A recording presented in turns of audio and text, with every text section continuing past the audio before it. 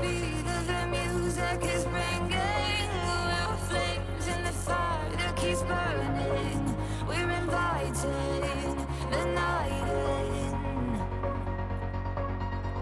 Welcome, my heart so full. I'm devoting myself to the night. There's no motive. We're just listening. We're existing.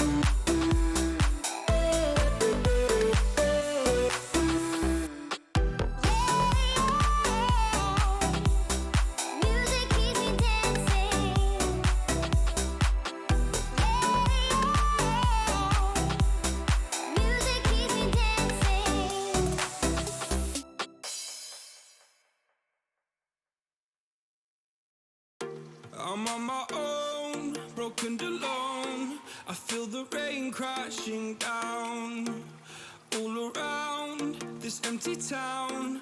I'm searching for the lost and found, but you don't care, you're unaware. Keep moving like the scars aren't even there. It's in the air like a blazing flare. Don't stare 'cause the flames will burn us. I thought you were the one for me. That's why I gave you everything. Held you close by the stormy seas. Oh, you meant the world to me. I used to kiss your head when you cried for me. Hold your hand while the pain was over. Keep you warm by the roaring sea. Oh, you meant the world to me.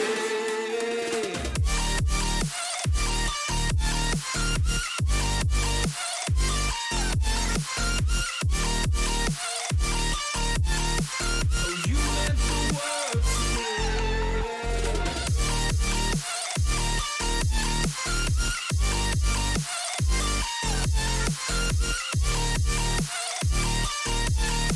Oh, you meant the world to me. My darling dear, you're never here. When I'm in pain, you hide and disappear. Like shadows in the atmosphere, charting the stratosphere. Yeah. I prayed for you and kept you near, in hopes you'd chase away my fears. I'm on my own, you made it so, and now I'm chasing nightmares through. I used to run with you through the great big leaves, laugh at you when you laugh at me. Hope for us because I believe the home was just you and me. I thought you were the one for me. That's why I gave you everything. Held you close by the stormy seas. Oh, you meant the world to me.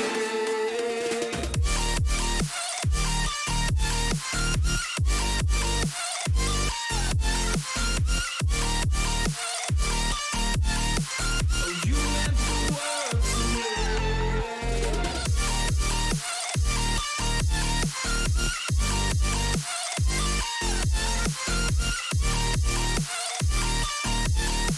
Oh, you meant the world to me.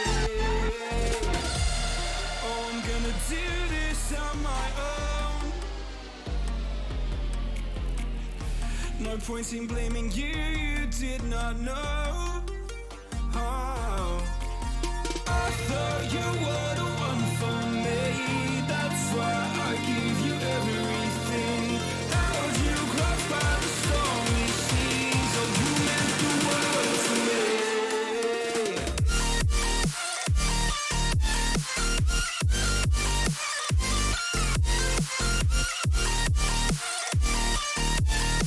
Oh, you meant the world to me.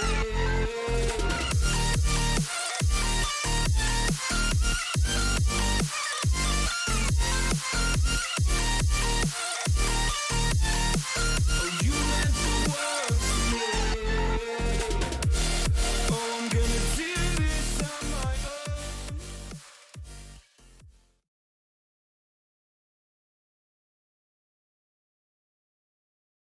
Ladies and gentlemen, welcome back to the ESA Contender series. My name is Keglenek, and with me today is the wonderful and beautiful Cherish. We have an amazing game coming up for all of you guys today, because once again, if you remember from last Wednesday, we had Dojo sweep the floor with Dynasty. And this time around, it's going to be Globo Jim, who might have a little bit of issues this time around facing against these Titans. But here's something to note. And Cherish, I'm glad you brought this up before we started streaming. GFB is a sub for Dojo's side. So that could change the dynamic a little bit of their team and maybe ultimately impact how they play. And Cherish, what about Globo Gym? What's going on with them? Yeah, so like you mentioned really fast, Riptide is out tonight in favor of GFB. On the other side of Globo Gym, I didn't get to watch them last week, so I'm not really sure. I'm only familiar with Taro on their side. This is from at some point last season. He was on all for one. So we'll see how he performs alongside his new team, composed of Blacklisted, Arc, Unapologetic, Taro, and Burbchan. And yeah, we'll be seeing them coming up first on Oregon. Like you mentioned last week, it was a sweep outright for Dojo. They looked very dominant on Oregon against Dynasty, taking that 5-1 attack half, which is very unexpected on Oregon, which has become very defender sided as it started out in the pool lately. But alongside that, we have got Cafe coming up as our definite second map. And with Clubhouse Consulate taken out, Villa is left as the third. And if you noticed, I just did actually, because I know it was mentioned before, but it somehow passed over my head. Oregon's picture was actually added to the thing. I mean, that's really good. I'm glad that that finally happened. But yeah, I mean, Oregon, Cafe and Villa. I mean, I really wish I could say I was surprised about any of these maps being played, but unfortunately, those are pretty much the most common maps we see in this level of Siege play right now. The Oregon map, we did see map number 1 last week with Dojo just sweeping the floor, like we said, on Dynasty. And I mean, it's one of those games where you could really wish you could break down, just pick apart. But when it came down to it, for Dojo, it was just an elevated sense of mechanical skill and just overall seeming like better team coordination overall. So I'm hoping this time around Globo Gym can give them a little bit more of a run for their money. But if Oregon went so well for them last time, I don't really see this changing too much in this time around against Globo Gym. What's going to be really interesting, however, is going to be Cafe because again, two very defender-sided maps back to back, and potentially a map leaning more towards the attacker side, going for map 3 if we do get that far. Will be really interesting to see how that all goes. But we do see Dojo starting off, I believe, on the attacking side for Oregon. So I don't really know what their plan is. I think they're just going to hope for the best this attacking half, figure out how Global wants to play, and then just run away with the ball come to the defensive side. Yeah, so since it was Dojo's pick, which is obviously it shows that they're very comfortable on this map. Um, because of that, Globo Gym did get the side choice. So we'll see how they perform, like you said, on that attack side. They did look very solid. Um, I mentioned it earlier in passing. They did 5-1 their attack half last week against Dynasty. So they did look very solid on this map, and we'll have to see, especially how they perform here again on this attack. But in general, I mean, GFB could be just a sub or a tryout, but Oh. he could be very comfortable, or he could just. It may just not end up being that Dojo's uncomfortable on this map. They may just be comfortable regardless of who's playing as their five.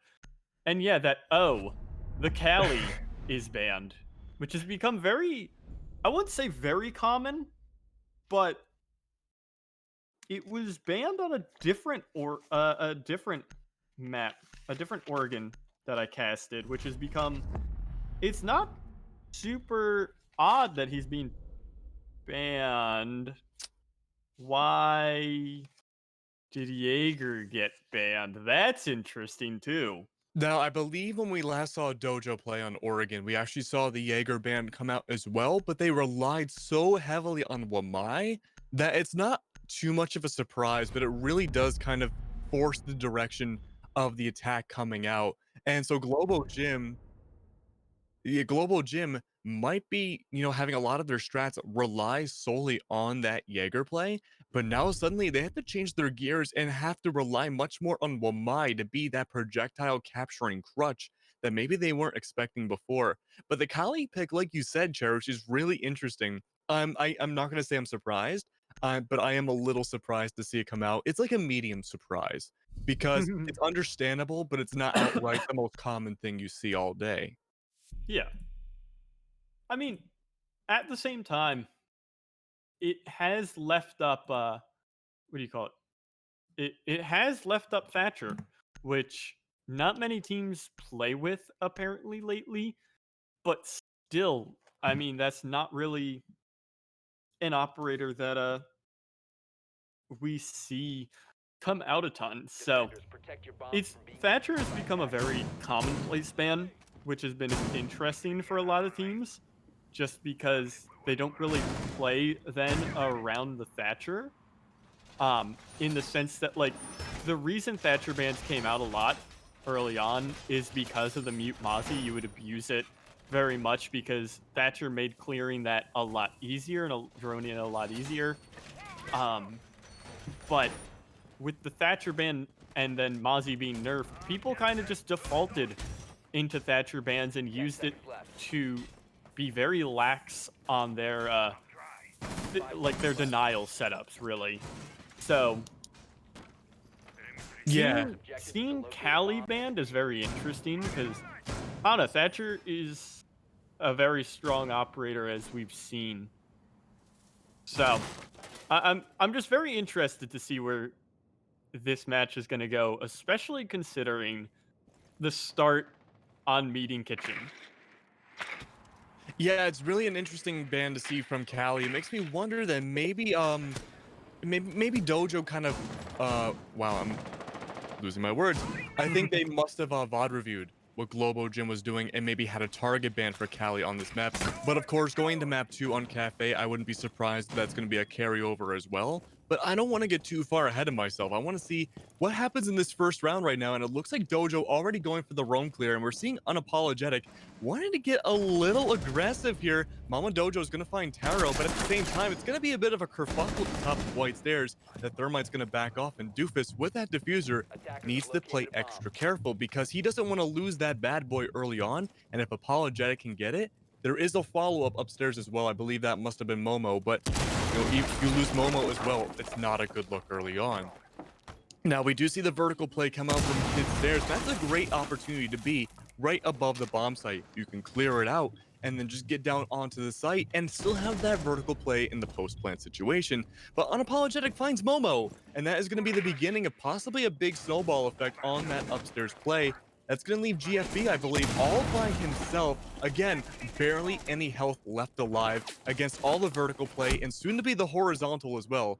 Unapologetic did go back downstairs, remaining onto the site, but there's a huge horizontal push coming in from Small Tower that the entire defending team needs to worry about as well. Yeah, Doofus is still sitting on half, so things could be a little iffy for Dojo on this attack just because they still have a lot of control to get here, but working their way through the small tower and bathrooms area has been doing well. The Wamai disc is going to be a little frustrating to deal with, but it's actually going to still, that Thatcher grenade's still going to get the wall open, or rather the whatever it was, denying it, taken off, as GFB is going to fall from above. The Kaid pistol looking for what it can, but it can't find anything. Arc is going to be taken down in the meantime by Christo as, oh, just looking on the wrong angle. Burbchain's going to live as Christo was throwing a flashbang. Unapologetic's going to lose his head thanks to Doofus on a long angle as Christo's going to swing in looking for one. Burbchain's going to find the frag at least onto the Thermite, but it's cleaned up by Christo, who found 4 that round. Going pretty big on his own on that attack. And round 1 is going to go to Dojo, looking very solid here. Yeah, all things considered, I thought Dojo actually had kind of a lackluster attacking round there, but unfortunately, Global Gym just wasn't really aware enough, I guess, to kind of take advantage of it and capitalize on that. Because we had Doofus on that Thermite upstairs all by himself, not only combating vertical play, but also when we saw Apologetic rush up White Stairs and get those shots off on him at the beginning of the round, there was a huge threat for the horizontal play as well. And the fact that it was just never followed up upon could have been an absolute game changer if Doofus went down with that diffuser.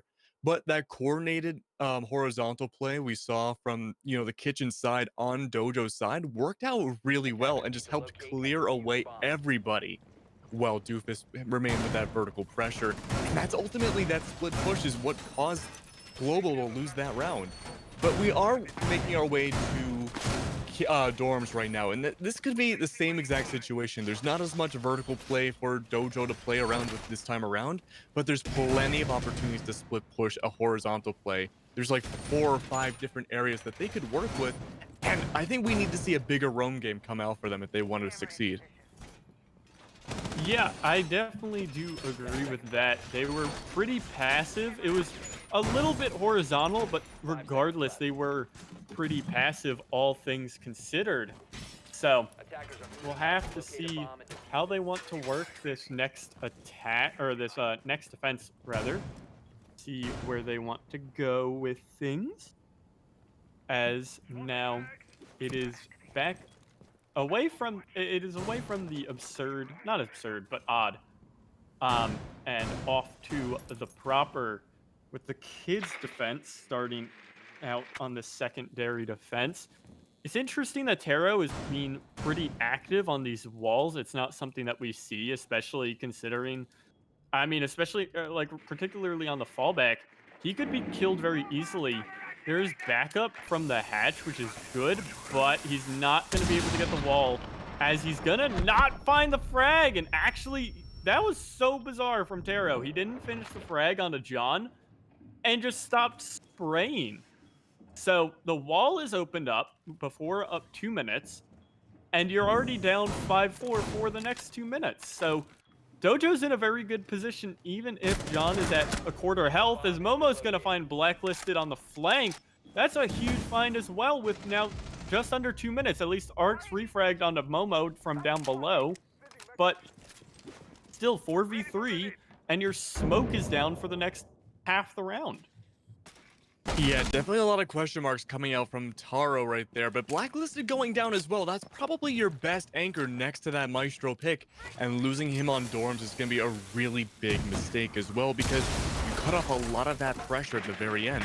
There's a minute 20 left, and GFB takes down Unapologetic, and you lose your Wamai again. You've lost 2 of your roamers, you've lost an anchor, you're down to 1 of each left. And with Burbchan already taking so much damage right now, Dojo is closing in. That's going to be Arg taking down John. That's going to be 1. Is he going to find the second? The C4 goes down, and he finds not 2, but 3 coming down. And that is going to suddenly not look good at all for Dojo. It looks like Dojo struggling a lot, and that's going to be Arg with the 4K, finishing the round. Oh, no, I apologize. That was an ace. Coming down from Ark, what a fantastic comeback against Dojo in that second round. You know, in my 2020 bingo card, was Ark getting a reverse ace on Dojo on it? It was close. It was almost on there, but it wasn't on there. And that was a really nice round too. Suddenly, things aren't going to look as easy as we saw against Dynasty. This is a whole different animal, Cherish. And Dojo might need to buckle up a little bit and think about what they're doing before they execute it. Yeah, for sure. They are going to be having quite the battle here. As Ark, I mean, on one hand, you can look at that and say that was just Ark going absolutely huge with it. As have we unbanned Echo, by the way? Are we okay? Just making sure.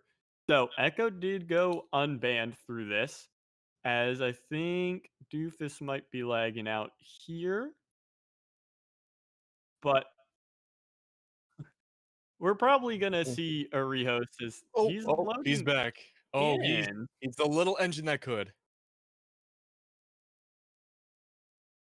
Ooh, yeah, sixth pick phase has gone through. So Doofus is gonna be on the blitz, which could bode poorly for this round. It could definitely go very poorly, but given that a lot of Dojo likes to really use those close quarters communication and coordination on their team, it could be a benefit. But, you know, like you said, that it's just a tough situation to be in, because Blitz can be good, but I think you also have better luck finding a blue moon before it really works out effectively, or at least in a strat. But I mean, if you're Globo Jim, you're already riding off that high of getting an ace on Arc side. Now he's going for the anchor again. this could be a really good opportunity for them to take that lead home. And, with the possibility maybe of a rehost after this, that will still put them in that lead and will give them extra time to think over what's going on. But as we start the round, we do see that Blitz charging on through construction along with Momo on the Ash. And this will probably decide right here how the round's going to go. Usually, when you see a construction push like this, it does blossom out into a split push, either going through Freezer or even Pillars near Tower. But it's going to really depend what Doofus wants to do. He wanted to go all the way to the wall with that Blitz push going through the rotate, but unfortunately, that reinforcement at the nick of time gonna really shut that down, and suddenly you're in a really peculiar situation. If you push any forward, you're gonna be killed by pillars. If you push any forward, even beyond before that, you're gonna get killed from your left side. It's just a bad situation to be in all over, and I bet Doofus is really kicking himself and his internet provider, wishing he could have literally anybody else at his disposal. Yeah, it definitely feels really rough. You can hear the crackling of that yokai drone. Oh! Taro shot the yokai drone! That's actually could be pretty rough for the side of Globo Gym. I won't go any further than that, I think, as Taro redeems himself, finding the head of Doofus. The Blitz trying to charge through will fall. But other than that, GFB on the other side of the map upstairs is going to go down to unapologetic. The frags keep coming in for Globo Gym. As it's all on to Momo, the round is already over. And Arc is going to shut that one down. 4 left alive for the side of Globo Gym, as they are now up 2-1. Yeah, I mean, all things considered, that was again another really poor round for Dojo. They had the idea in the beginning, but yeah, Doofus now going to the Thermite pick is what they really should have done in the beginning. But at least they had 5 bodies instead of the 4 that they almost potentially had. We're gonna be returning to Kitchen again, and this is where Dojo had their initial luck. This is where they won their only round so far.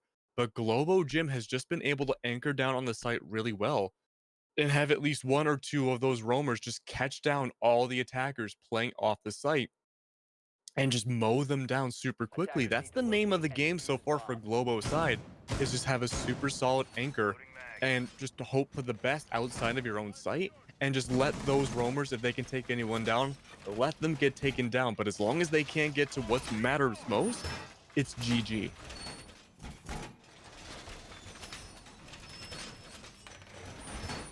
And with that being said, we will be going into the prep phase now.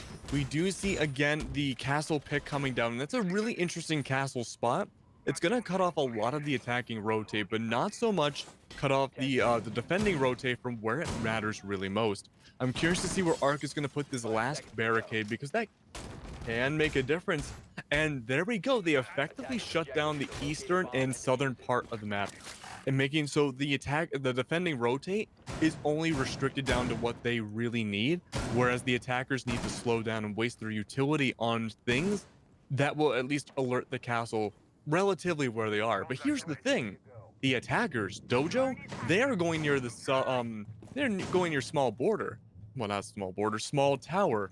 And that is going to allow them to pretty much bypass most of the castle barricades that were placed down and probably give them easy access to either the top of small tower like Unapologetics figuring out, or even so, just allowing them to get onto the site. But Blacklisted taking down GFB. That's going to be one. It looks like it might be snowballing towards the second one, depending on what Momo wants to do. If he wants to aggress onto the site, he might have a little bit of difficulty against JFB.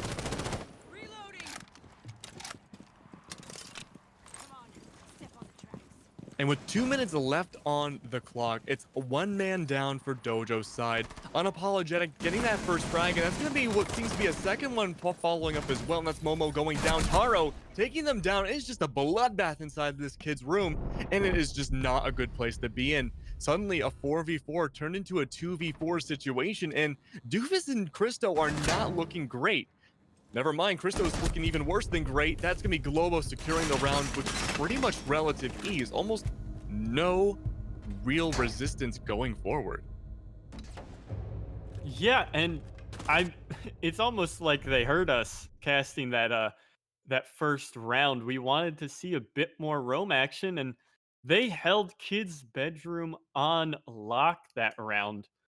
So just from start to finish, starting with the pick from onto GFB there, and ending with the last two onto Christo and Doofus, it really looked like that was just the entire way for Globo Gym. Is they're definitely looking a bit better off for themselves, or rather, I think rather Dojo is looking a little worse for wear compared to their last attack that we saw last week.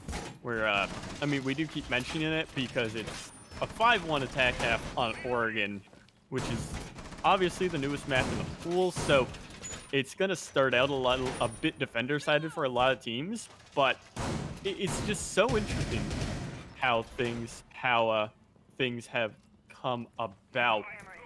But we'll be seeing now. Back to kids. Globo Gym is definitely looking solid with that 3 rounds tally that they've picked up for themselves here. But now it'll be a very slow start. We'll have to see. I mean, it's interesting that Christo keeps bringing out this gridlock at least the last 2 rounds. It's not really an operator we see the most, and it's not an operator that we really see on Oregon. So it's really showing how well Globo Gym's roam game is getting into the heads of Dojo, that they want to lock down these long hallways and many stairwells with that Australian operator. Speaking on that roam game, Arc is going to be hunted down here. And no, it's blacklisted from above, I believe, finding the first frag onto Momo. Yeah, again, the frags coming out from Dojo's side are really lackluster this time around. Taro and yeah, I mean, Taro and Arc finding a lot of kills right now. It's just kind of a questionable situation to be in. Bringing the gridlock is a great responsive choice for Dojo's side, but unapologetic to find GFB in, but Yon clapping back, but unfortunately it's going to be Taro who gets the last laugh, taking down Yon, or is it John? I'm not entirely sure, but still, Dojo, what happened? JFB, you could blame it on him, but he's doing a decently good job so far. It's a 4v2 situation, and this attacking side for Dojo looked so great last week, but right now they are struggling a lot to find that. They haven't even gotten to the bomb site once so far. It is just a struggle for both their team right now to get onto the site, and there's no real clear explanation as to why. It just seems like, you know, a lack of coordination overall. Christo does find unapologetic, but it is still a long ways to go. Christo does bring out the spikes, and that is still going to be death row. Climbing through attic, trying to find those you know, meeting back at those gun sites, and not going to find a whole lot. Doofus does try to go for the grenade push, but again, it's just a huge hallway of death. Taro's going to see for Doofus, and there we go. Christo finds it back, but that clapback on Globo Gym's going to allow them to get 4 rounds in a row. Yeah, so it's a very solid attack, or not attack, defense. It looked like it could have gone the way of Dojo at the end. They made a valiant effort. But you're right. I don't think you can pin this on GFB. I don't think even it should be considered putting this on him just because he's a sub. I just think this is seeming that Globo Gym is more comfortable here on Oregon than Dynasty looked last week. So it'll be now. I mean, I don't know actually if Globo Gym got there. Map 3 of Oregon was chosen in their matchup last week against Premier Esports. But like I said, I can't tell if they made it to map 3 or not to play out Oregon. But we'll see again. This is interesting. Arc has 6th, I think, onto the Echo. And there's no IQ being played by Dojo. So that could be really, really rough for them, especially considering how strong the operator is, even if his drones aren't indestructible. So we'll see that alongside the pretty standard probable Wamai in bunker defense, which has been very lackluster, I think, for a lot of teams. No, he's not actually going to be sitting up in bunker. I don't know. I'm still very iffy on it because teams, especially in tier 3, have been handling it so quickly. I mean, he's been pushed out within the first minute at the latest, like a minute 45 left in the round. And the wall just gets opened up anyway, and the attack has been doing decently enough because of that. So I'm not super sold on that setup yet. So we'll have to see how this full wall defense with no one playing in the bunker for the side of Globo Gym is going to work out. So far, it's looking like really effective. That they almost kind of guessed that a lot of Dojo does not want to play. Oh wow, that C4 connected onto Kills? Momo. Okay, but yeah, I'm glad they really chose to reinforce that wall because no one from Dojo went construction anyways. So that was a pretty good educated guess. But Momo going down, that's gotta hurt, man. That's gotta hurt so much losing Ash that early on, and that's gonna help telegraph a lot where exactly Dojo wants to attack from. They're focusing more on the main lobby this time. They're focusing more on Laundry itself. Ooh, excuse me, rather than Pillar, rather than Blue. And that's gonna put a huge amount of defense, ooh, excuse me, on the freezer side and just that whole southwest part of the map as well. And that's gonna be Apologetic taking down Doofus. Arc finds one as well. Unapologetic with the double kill pistol on the yawn. And Caristo finds Blacklisted, but that's a 1v3, taking down 2 so far. Unapologetic is alive by a breeze right now. If a single anything touches him, he's gonna go down. And the yokai goes down as well. There's no diffuser in sight for Cristo. He's on the site itself, and that diffuser's nowhere to be seen because Unapologetic has it covered in Arc, bringing it back again, 5 rounds in a row. If you're Dojo, you need to figure out what you need to change right now because Global Gym is changing up their strategy every single round, and Dojo is playing a lot more static than we saw last week. I can understand not bringing the IQ. You brought out the Thatcher, hoping for the best to just get those EMP grenades out there and maybe disabling the yokai during the plant. But you haven't gotten your Thatcher to that position yet. You haven't gotten, frankly, really any of your operators to that position to plant a diffuser yet. We have seen death after death on Dojo's side, and now's the time for them to step up to the plate because if they can't do it now, they're not going to get anywhere in map 1. Yeah, and even that quick look at the scoreboard is showing that it's kind of I think that was actually, can you pull that back up because I don't have the best memory. Oh wait, we can see it here. Duh. It's Cristo versus the world, really. It's Momo at 3 frags, John at 2, Doofus and GFB at 1 each. Whereas on the side of Globo Gym, it is Arc and Taro at 8 and 7 doing solid work with 5, 4, 3 on the supporting cast. Hopefully Unapologetic and now on Ash is going to be creating some more impact, no pun intended, with that operator pick than he could on the Wamai. But still, it's definitely looking a bit grim for the side of Dojo. We didn't really get to see their defensive start last week. We just saw 3 rounds, I believe, and they won 2 of them very solidly. So we'll see this time through how they want to work things. It's interesting that we have a Rook coming out from Cristo as opposed to the Doc, just because, I've never really heard any excuse difference between the two, but I mean, the opportunity for Doc to live and then heal teammates' damage after they win a duel or take a duel in general, I just think that's outright better than taking that extra bullet of damage or whatever it is for the Rook. It's kind of worth talking about at times, but I don't know. We'll see. Doofus is going to be worked on here by Unapologetic and found out as that's not Momo, rather. That's Unapologetic pushing up. And Unapologetic is going to lose that to the quick peek of Doofus, who hits the head for the opening frag. Mozzie doing work upstairs as he's taking a lot of time and a lot of pressure off of the attack, and rather the pressure coming off from his teammates, so they're staying safe while he's taking the full brunt of Globo. He's going to come into his second engagement and win it out as well against Arc, the big fragger from before. At least he's going to fall to Taro. But still, the damage has been done. Ash and Nomad have fallen, and it's a minute and a half left in the round here.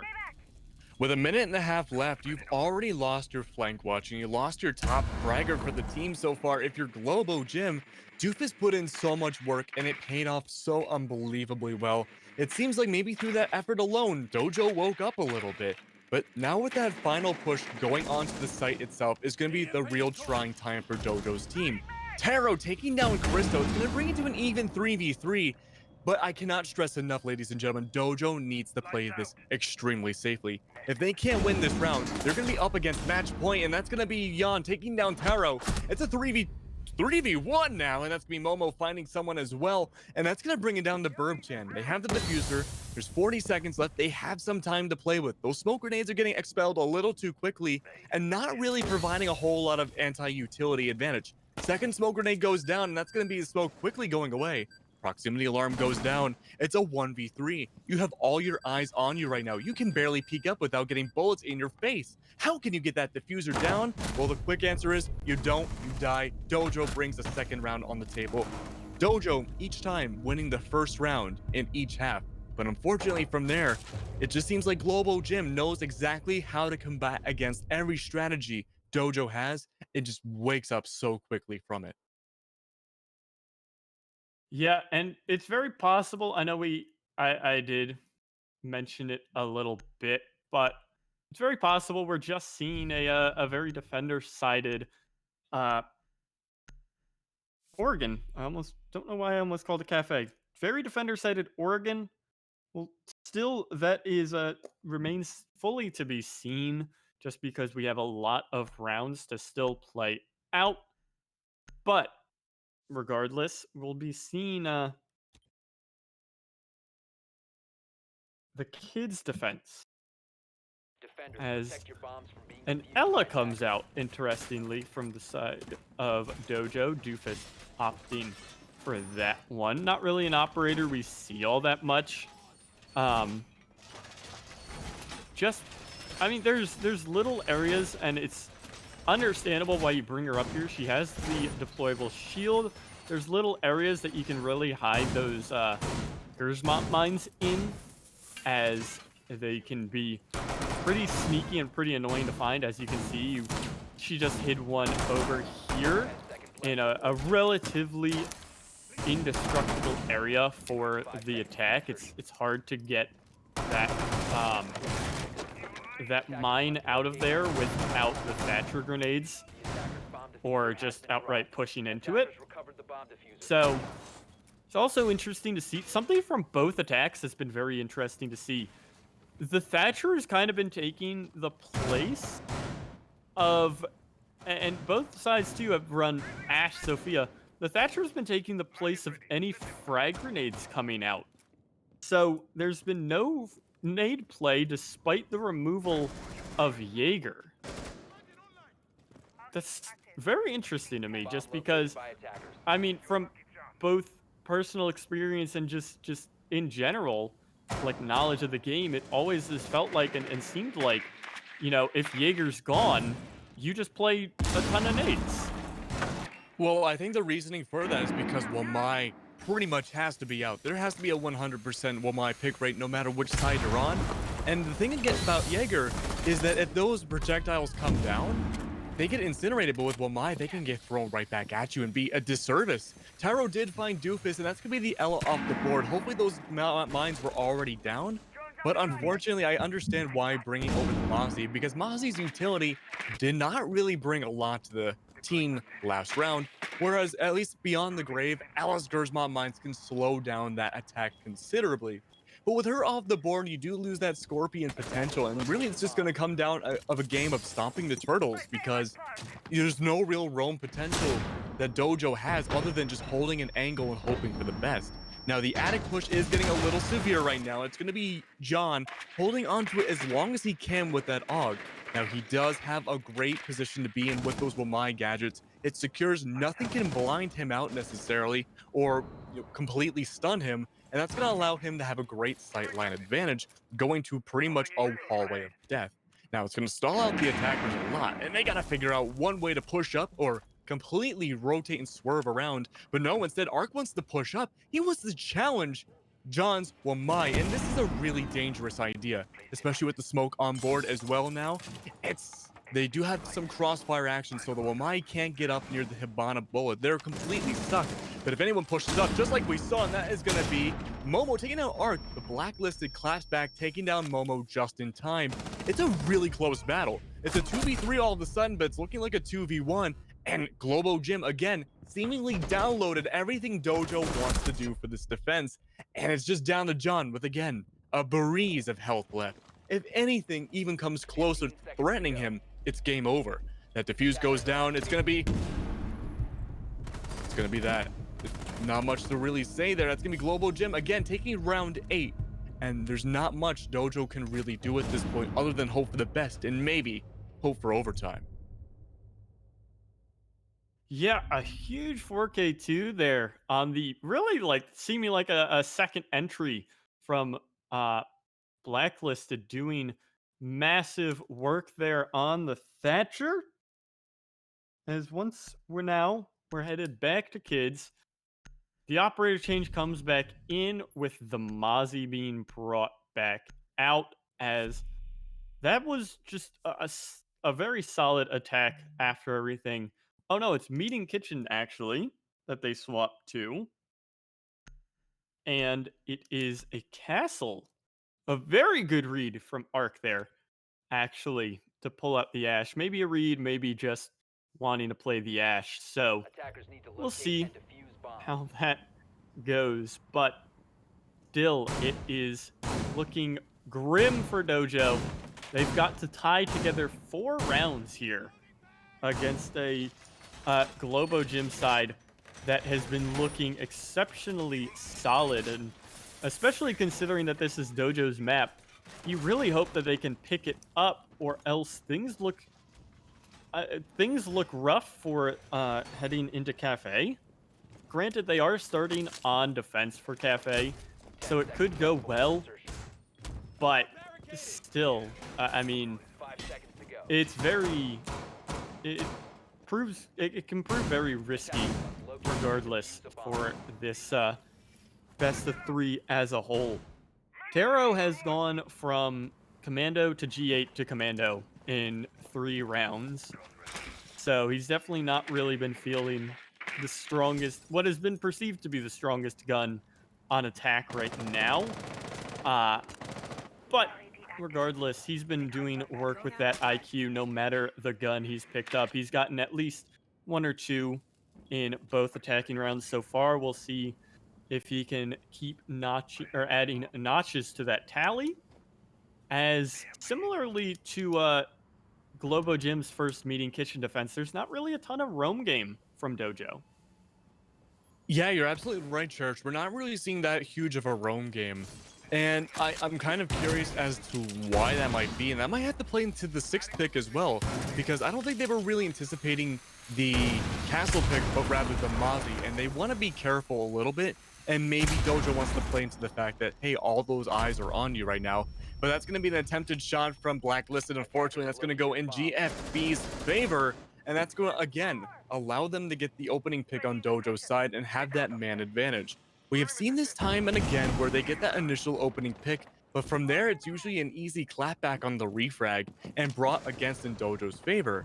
But right now, Doofus takes down Taro, and that is going to be a 5-3 advantage for them.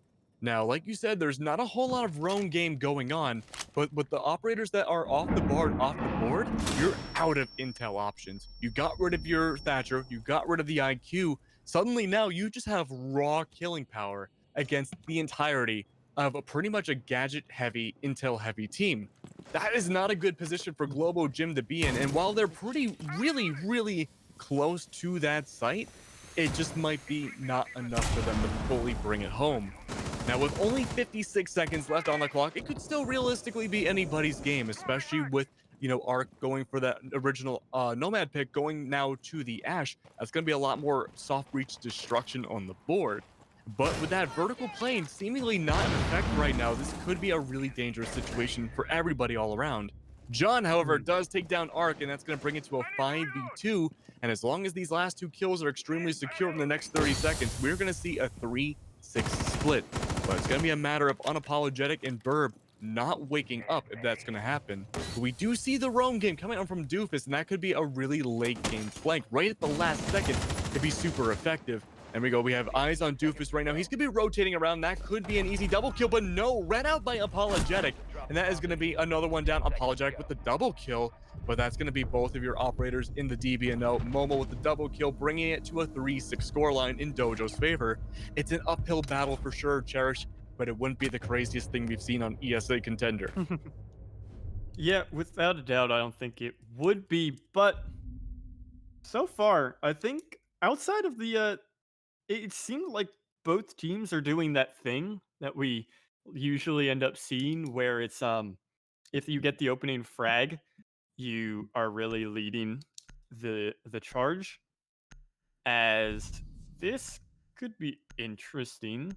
They're choosing to go to kids when laundry supply is open, which they won.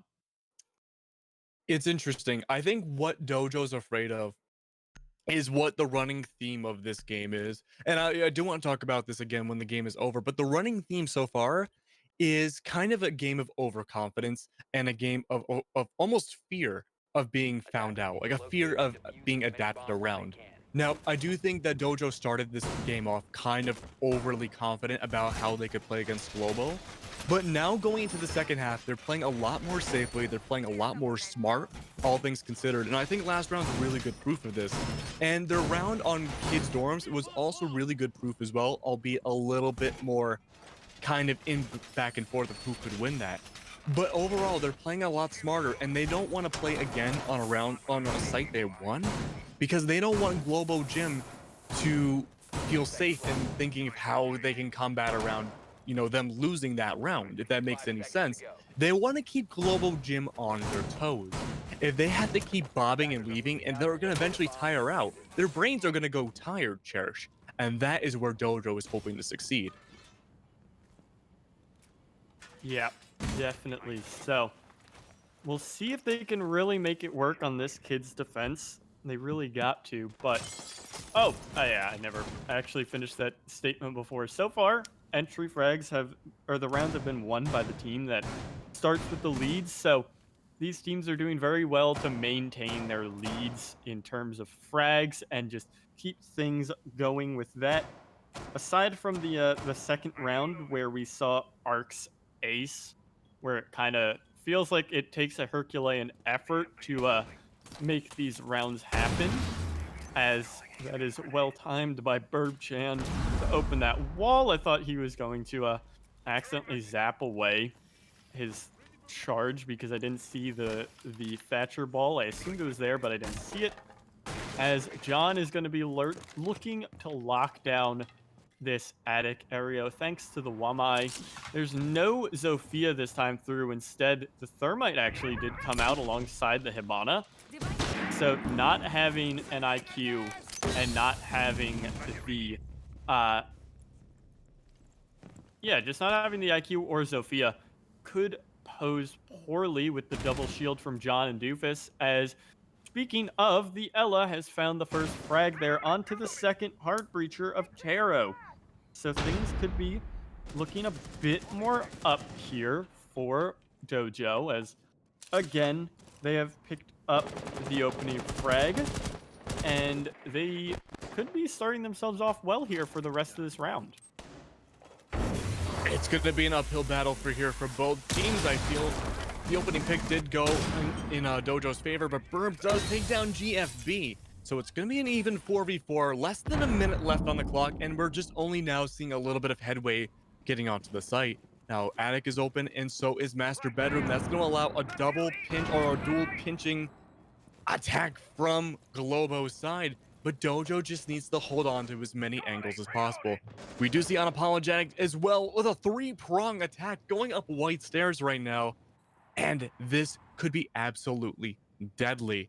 Now, Doofus has the right mindset of looking for that Nomad, but unfortunately, Arc gets that push just in time. That's going to be a double kill across the board for Globo, bringing it 4v2. 2v3 no, though. Momo wants to bring it back, but suddenly Globo Gym bringing it home, bringing us to map 2, which is going to be Cafe. And honestly, Cherish, I think we have a lot to say about this game because I feel like Cafe might not be too much of a different story so far. Like I said, though, a game of seemingly overconfidence and a fear of being found out and adapted around. Unfortunately, that was also the final nail in Dojo's coffin for Oregon. They just were not able to fully adapt around all the pushes, and seemingly, according to the stats in front of us, it looks like there might be a bit of a mechanical um superiority with Taro and Arc as well. Yeah, that was Taro and Arc on 10, and I believe it was blacklisted and unapologetic at 8 and 9. So it could have been pretty close. So or pretty close to 4 on double digits. But before we really dive in onto Cafe, we're going to be taking a small break and see you guys in just a couple minutes for that map 2.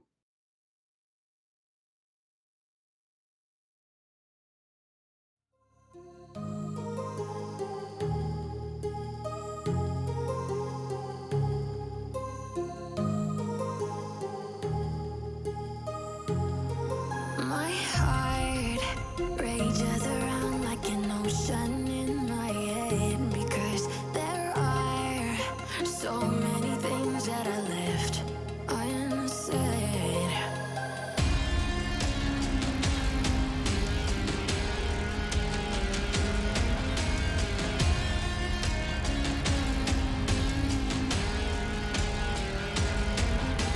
I can almost feel you walking in the distance, but I know that is not reality. If you are echoing around inside these parallel dimensions all alone, now I'll find you in my dreams.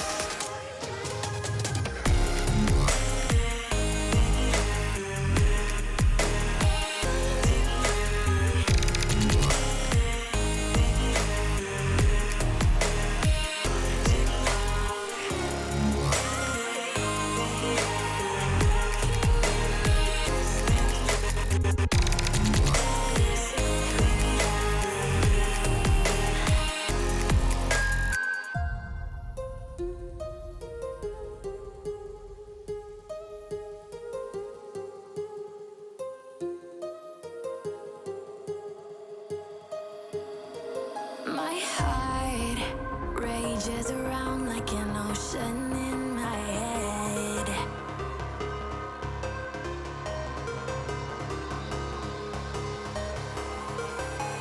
I can almost feel you walking in the distance, but I know that is not reality. If you are echoing around inside these parallel dimensions all alone, now I'll find you in my dreams. I'll find you in my dreams.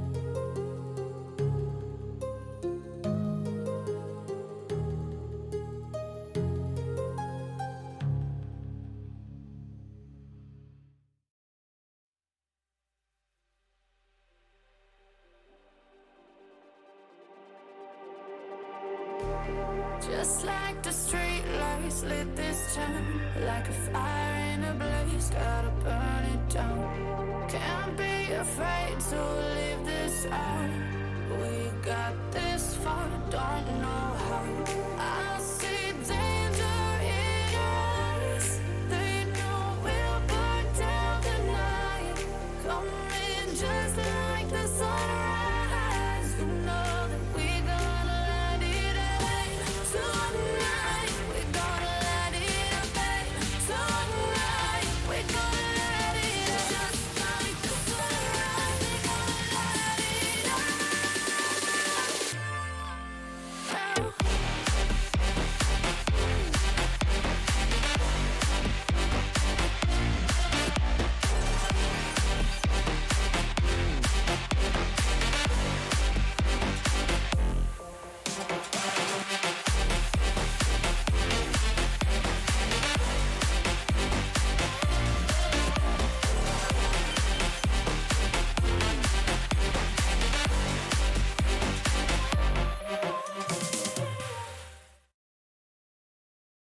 Gentlemen, welcome back to the ESA Contender series. My name is Keglanek, and with me today is the beautiful Cherish. But who cares about us? We have Dojo versus Globo Gym back at it again for map number 2. Now, Dojo last week swept the floor on Oregon, but what happened this week? Well, that's a very good question, but unfortunately, that's a topic for another time because we don't want to keep you on that for too much longer. We have Cafe Dostoevsky coming up right now. And it was just not a good look for Dojo. It was their map, they wanted to attack on it, and now they're going to be on defense in Cafe. This might be a bit of a safety net that Dojo needs to bring it back to maybe map 3, but Global Gym seemingly had their number last map at every turn. Cherish, my guy, what do you think is going to happen with these bans? Yeah. Well, really quickly, back on it. Yeah, if you just are joining, that's 7-3 from Globo Gym Woohoo! on Dojo's map. Looked very solid, as we'll see the first bands come out. No surprise, it's a Thatcher. We'll probably see Thatcher, uh, could be Maverick, could be Nomad. There wasn't a lot of play of Nomad. I think Christo preferred the gridlock when given the option, but Globo Gym did pull it out a good bit, mostly on Arc, as will be seen. No, a Capitao. I forget that Capitao is also used a good bit. So we'll see. On the defense, we'll probably see Echo Mira, I think, now that Echo has been left up. But there wasn't a lot of Echo Oh. plays. Just kidding. One of those two operators is going to have to stay because of the Goyo ban. I think all things considered, we're going to see Echo stay. Now, he is, again, in a very broken and not great state right now. But again, a lot of teams don't scrim with Mira. Yep, see, Mira's going to go because no one knows how to play Mira anymore. She is so effective when it comes to a defense that it hurts her a lot. And with her being permanently pretty much banned out of every single game so far, teams don't need to scrim with Mira. So then it brings this loop of they don't scrim with Mira. They don't know how to play with Mira. No one knows how to play with or against Mira. She's pretty much null and void in the competitive scene now. But we are starting off on Bar and Cockdown. We do see again Dojo starting off on defense this side. And this might be what they need to bring it back and get those early leads. But this defensive side, this first half of Cafe is so important. Yeah, without a doubt it is, as this is pretty interesting. So, there were some talks about this on Twitter last night. In that Ying is in one of the strongest states that she's been in since her release, particularly because she got her smoke grenades back. She is ooh, excuse me. It's been talked about that she's yeah, just in one of the strongest states she's been in, that she's become the premier execute operator. And yet, because of the demands of the meta, we don't really see Ying. Because of that, like you see now, Taro is still on the IQ, which has basically become a mainstay operator for a lot of teams. You need the Heart Breacher, which Burbchan has picked up. and you kind of do need nades on Arc. So those are very common.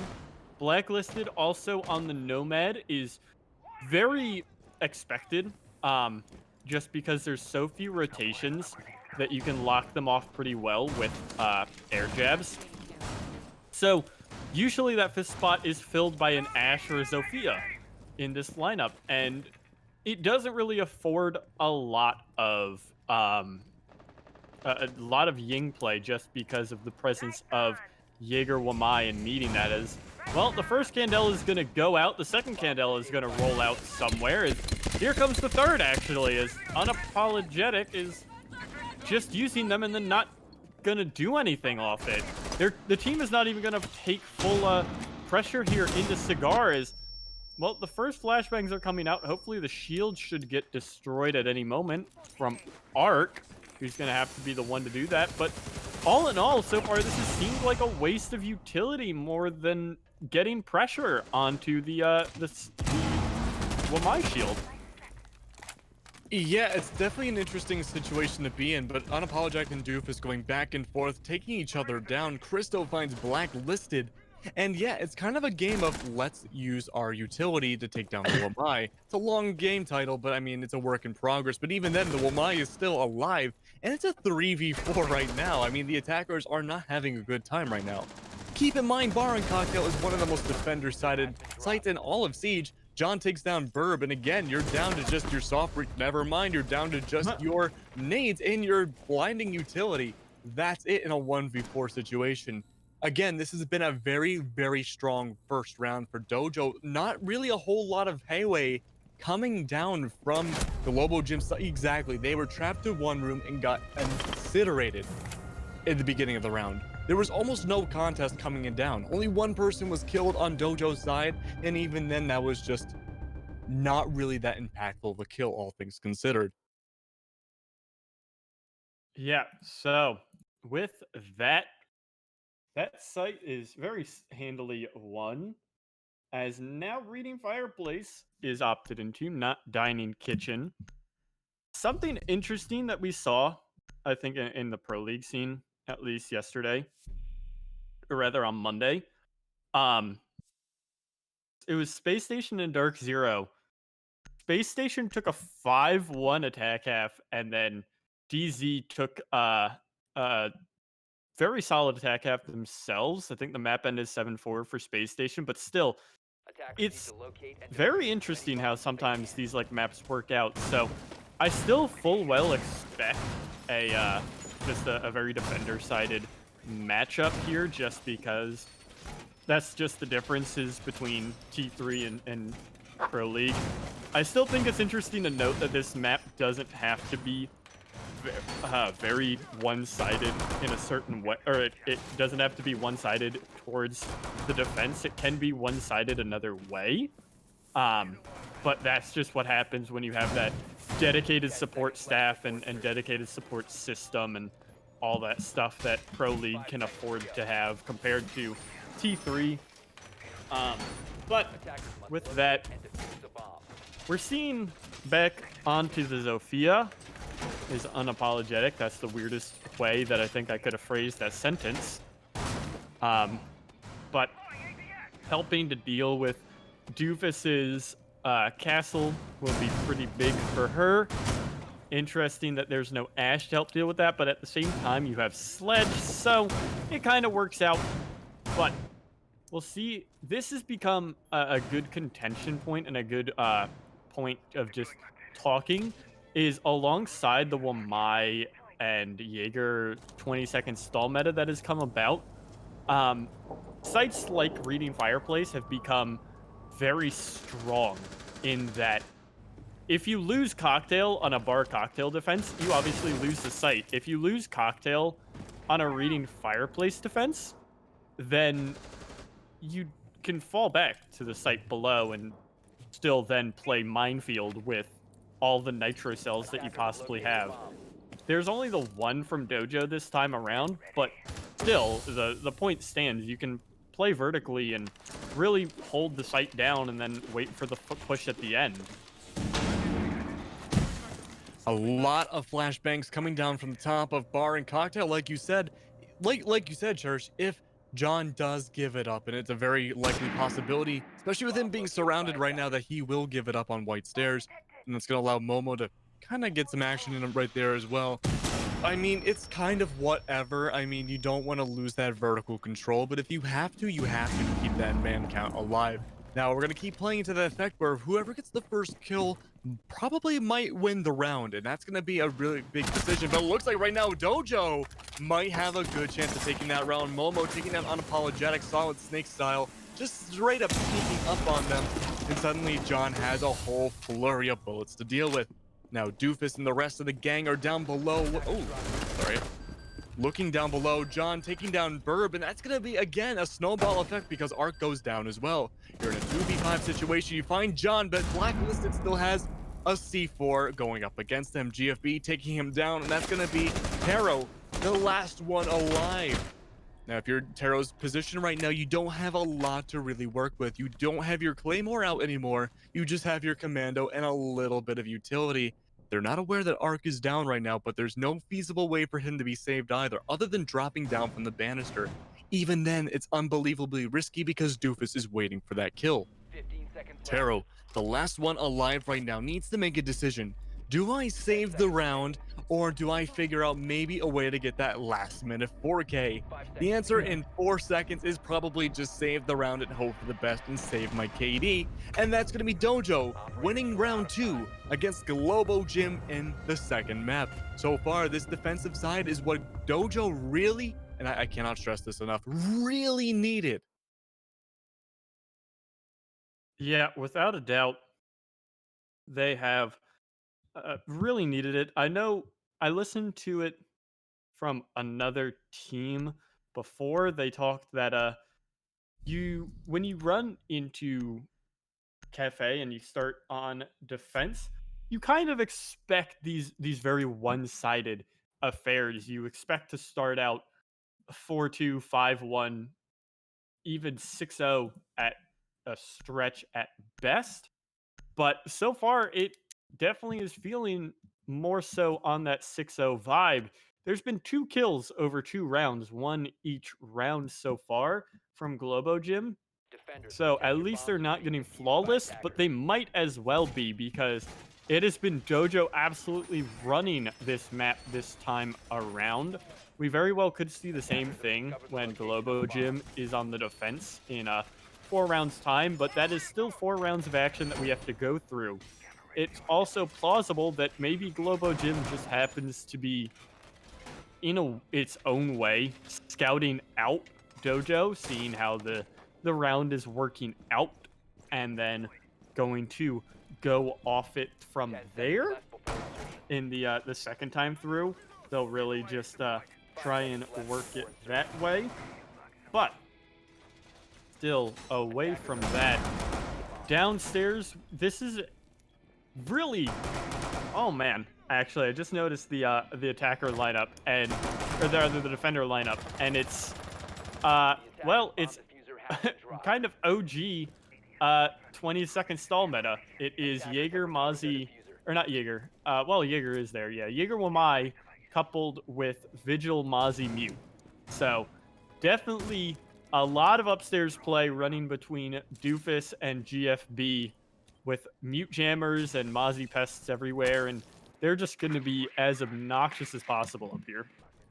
Yeah, I mean, I think you put it best, Cherish. Obnoxious is the name of the game right now for Dojo's side. I hate everything about their team comp. Not that it's bad, but it's just very annoying Oh, it's for just the so much attackers. to deal with, exactly. It's a lot to deal with. It's mentally very draining as well, and it's, all things considered, from Dojo, a very, very good play as well. But GFB is going to be the one we want to look at right now on the defensive side because they are playing the seemingly very aggressive roam game. Now, it's going to allow a little bit extra room for the horizontal attack on the attackers, but it looks like they're mostly going to go for a top-down roam clear play. Now, I like how you mentioned the very first round about the Ying. We are not seeing it on Kitchen. This would be a great time for Dojo to have the Ying come out because it would just completely stall everything. And what seems like a headshot coming out is actually going to be only a little bit of damage onto Blacklisted. And suddenly, things need to be a little bit dialed back. But Taro finding Doofus, and that's going to be your Mozzie off the board. A lot of your strategy revolves around that Mozzie play, having those anti-utility drones, and unapologetic finding GFB as well. It's not a great situation to be in because you lost probably your best 2 roamers on the board. And now you have to play a huge turtling defense. And with 5 attackers on the board, this could be an easy sweep on Kitchen. Now, 1 minute left on the board. It's all coming down to this. You still have a lot of utility that the attackers need to burn through, namely the ADS and the Wamai discs. But it could go either way still, as long as you have that raw killing power. Unapologetic goes down. That's going to be possibly the first kill. It seems to be in Dojo's favor. That's going to be Christo finding them. And the vertical plays in effect as well. But oh, Arc just barely missing the silhouette onto John. That is going to be something that might kick him in the back towards the very end here. The Hibana pellets come down from Freezer stairs, and that's going to be a huge amount of pressure going down. The Jackal goes down as well. It's a 3v3. Again, that clock is still ticking down. That diffuser needs to be in play right now.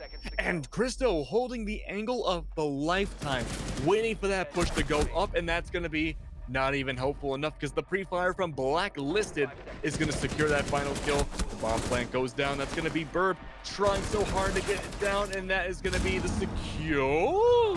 Okay, C4, never mind. At the very last millisecond. I hope someone clips that because I need to see what time Burb had left, because when I last looked, it was milliseconds. And as C4 went down, and that is a 3-0 lead for Dojo.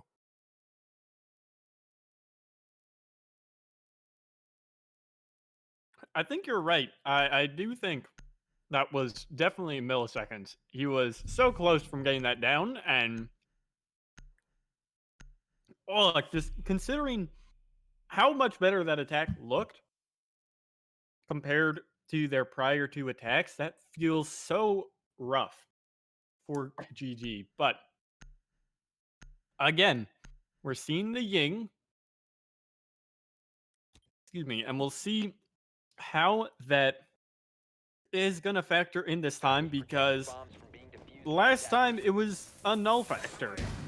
She kind of just threw her Candelas in, didn't even eat a Wamai disc, and then repelled up to the skylight, did nothing until her death in the last couple seconds in that 4v1. So it's definitely quite the operator choice that we're seeing multiple times come through multiple times rather. And we'll have to see this time if it's going to work out. Like I said, I'm not super hopeful, considering Apologetic might be doing it to play the same way that he did before. I can understand what he's doing with it, throwing all the Candelas out. He's trying to mostly eat up the ADSs. But if your team is not in position, and especially not having the Sophia, you really have to work with the frag grenades, which could be a bit riskier just because they're so much easier to miss than something like Sophia or Ash's explosive charges. It's very risky, and especially if your team's just not in position. The flashes are going to come in, at least, and yeah, here come the Candela balls. One's going to go off, not burn out that ADS. The second ADS has been burnt out, or rather, no, it's just the one ADS, actually. There's a Wamai disc that hasn't eaten up anything yet, as the flash grenade is going to do nothing. Or the smoke grenade, no. Both smoke grenades are now down. Unapologetic has... Oh! There was a nade coming through I didn't even realize. Unapologetic has no utility is what I was going to say. But at least the position has been taken out. So, you can debate the usage and the utility of the Ying. But in the end of the day, it has worked out. It did work out very well indeed. I'm surprised the Wamai discs weren't around to catch that grenade. I guess they were burnt out. I just didn't see it. That's my bad. But 3-0 so far for Dojo. Again, going back to Bar and Cocktail should be one of the safest defensive lines for Dojo's side pretty much ever in Siege. But right now, they're a man behind, and it's getting a little rough because we see a lot of Globo pushing up ever so slowly as a team. Now, a lot of it's going to come down to Doofus right now because Doofus on that flank. And there we go. It's going to be one for Doofus taking down Apologetic on red stairs. And that's going to be a huge pick, losing your Ying. I don't believe she used all of her utility, and Doofus seemingly still hasn't been found out. Taro's going to take down Christo as well, so it's a back and forth between the two teams. GFB does clap back and find Arc, so you do lose your soft breach and your blinding utility. You still have your flank watch, and you still have your hard breach to watch out for. So it's good in those respects, but still, with 30 seconds left, you got to be very careful about what gunfights you want to take and gunfights you want to lose. Now, Doofus is playing the smart game right now. There is a 2v3, but if Doofus aggresses right now, easy double kill potential. And they better hurry because they're the last one alive, but instead, they want to go for the last minute C4. And that's going to find Blacklisted, but unfortunately, that's the wrong operator. That diffuser still going down. A 1v2 situation and a bomb diffuser in play. Now, here's the thing. Doofus is going to get spot out. A little bit of damage taken off, but the quick getaway from Taro is going to allow them to stay alive, but it's not going to be enough because the aggression on White Hallway is going to allow Taro to find Doofus and a win around for the first time in map 2 for Globo Gym. Yeah, and again, that attack looked a lot better. It's been talked about that that's another topic that has come up in big debate as of late is the Wamai versus just the strength and weakness of Wamai, and it's been talked about how he's extremely strong slash OP in his own way versus being balanced, and a lot of teams really will say like, hey, he's balanced because you can go and just deal with him very early, or he's balanced if you just go and deal with him very early on. At which point that feels kind of like a weird argument because you're just like, well, that shouldn't be a counter for an operator that is like, hey, just kill them early on and he's not as much of a nuisance. But still, it's been clearly shown, especially there in that round, that that's how you deal with Wamai. I mean, he got dealt with within the first 2 minutes, and things were very well handled. So we'll be seeing the upstairs defense again. There is the same setup, and this time through, Unapologetic has brought out the Zofia, probably because they didn't read it as the setup from, or the, what do you call it? They didn't read this as a bar cocktail setup, thanks to the showing of that castle, which shows how well the 6-pick can be sometimes. I know it's been something that's kind of talked about a little bit, how a lot of teams feel it's useless and that they'd prefer it be replaced with something else. I'm not sure where I stand on that debate just yet because I have not really thought about it a ton, but I do think that, I mean, it's really rare that times like this happen where the 6-pick is outright just really well used. So we're not seeing the Ying for another bar cocktail attack, and instead the push is not really doing much, but Taro from below will find Doofus spraying through a window. Actually, that feels really rough for the Valkyrie. I'm not even sure where she died. Oh, she was getting a spawn peek. Okay, well, that's a bit different. A minute 48 left on the clock. Not too much of a difference in terms of defense than we saw last game. But again, the attackers are able to just aggress so well onto the site without really having much of a competition. Of course, as I say that, Christo does find Apologetic, and John, is in position too to maybe catch out some attackers, but we haven't quite seen that from John just yet. He's had a lot of bad luck holding that iron shield position towards the end of Cigar. But right now, it looks like the defense on Dojo side is a lot more solid than we saw last round. It's a 4v4. You lost out on your soft breach utility, but you know, Doofus also got killed as well. You're losing out on a lot of camera utility. John, again, like I said, not having a lot of luck at all on that iron shield. And Taro's taking advantage of that. You know, every round, Dojo's going to have the Wamai on the iron shield. So with that being said, there's a minute left on the clock. You have the man advantage. Now's the time to really push and maybe hope for the best. And now the angles are being held from Dojo's side. There's not a lot really going on. So overall, pretty much a stalemate. Now, something different from last round is that Doofus won't be able to flank like he did at the end of last round. Verb does find Christo, but GFB does clap back and find Arc. It's a 2v3, and you're down to your anchors, last left alive. Now, that diffuser's still not down. Burb needs to find the positioning to do so. 20 seconds left, and you have the right angles at the right time to hold on to it towards the very end. Right now, if you're an anchor, you need to listen for that diffuser to go down, and that's going to be the smoke's time to shine. That's going to be GFB finding Taro, but again, that diffuser goes down. 2v2, 2v1, GFB finds Burb, and then that's going to be blacklisted, hopefully trying to bring it back, but looking away right at potentially the wrong time.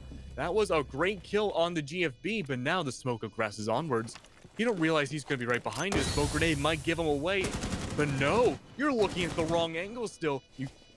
Mobo's going to rotate around. That barbed wire might give him a little bit. The smoke grenade instead of the angle being held. That is going to be a very, very harsh loss for Dojo, and Globo bringing it back. You know, if it had been any other situation, that would have been Dojo winning the round. But instead, that smoke grenade at the last second just was a great idea in theory, but just not great in practice. Yeah, so with that, a second round is snagged by the side excuse me, of Globo Gym, as now we head properly to Reading Fireplace, the castle not being six-picked off of this time through, as we're going to be seeing pretty much the same attacking lineup. Like I said, you can't really afford to have a lot of operator switches on these lineups just because of what the meta demands. So we're not going to see those mix-ups anymore, really, coming from Globo Gym. With that, though, back down to Reading Fireplace, where there was a lot of success from Dojo the first time through. But we could be seeing a much faster-paced attack from Globo Gym, like we've seen these last two bar cocktail defenses.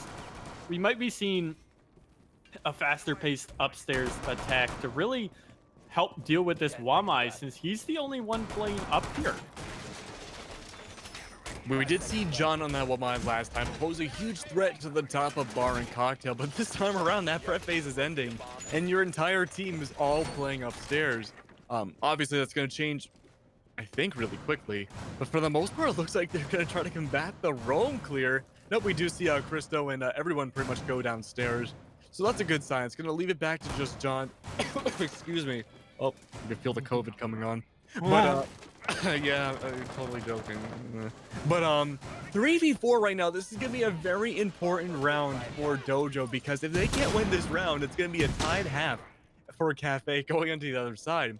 And that will put Global in a great position into that second half. I'm getting way too ahead of myself, however. And we do see that air jab already coming down on the red stairs. So that flank watch that Doofus used so well on that Valkyrie so many rounds ago, suddenly not going to be a viable option. Now with 2 minutes left, this could go either way. It's just a matter of whether John can find this opening kill onto Taro. Now that whole angle on the window is just a very awkward spot to be in for both sides, because it's just far enough where both operators just barely don't really see each other, but they know they're still there. It leads to a bit of an awkward situation, case in point. So with a minute 43 left, it's really a matter of, I think the gears are turning inside Globo's head. Like, how do we attack this site? Because you could go for horizontally, but then you have to worry about the vertical pressure for John. Never mind, not so much anymore, because the horizontal play from Red is going to put a huge contest onto him. And that's going to be Momo trying to back them up from White a little bit. But again, they're all flustering over towards the top of the stairs. It's not a great look. Yeah, this last minute is going to be big. John keeps getting pinged through the side of the shield. He's getting damaged and tagged up just a little bit, as the nade could be big, but no! Dropped on his corpse. Momo is going to find the first frag on Arc. It's at least refragged by Burbcam right onto Momo. The Wamai, excuse me, is not going to be able to manage much, as GFB from below is going to find Blacklisted right after he frags John. But the upstairs is controlled. At least they picked off the sledge, which is a big find. Is a nice nitro, finds a lot of damage on Taro and half on the Burbchan. So that'll be a good prep for these upcoming duels, but not enough off the bat. So the first frag, though, right on the Burbchan from Doofus with this last 30 seconds remaining. Like I said, good prep onto these remaining attackers. As creeping forward, no, the swing is going to come out, but Taro covers from above onto GFB. Doofus is creeping, or holding prone as he's going to pick up that frag. Taro's stuck up above, 5 seconds to go. This is a Dojo round through and through. A nice shot by Taro, at least on the Doofus, but not going to be able to hold off anything else. 4-2 the way of Dojo on this half. The attack ended up just showing to be just too slow. And like I said, I mean, that attack happens on Bar Cocktail for some odd reason. If you lose Cocktail, that you still have a minute left that you now have to retake Cocktail. There was a minute left, and the downstairs site couldn't be pressured in any capacity.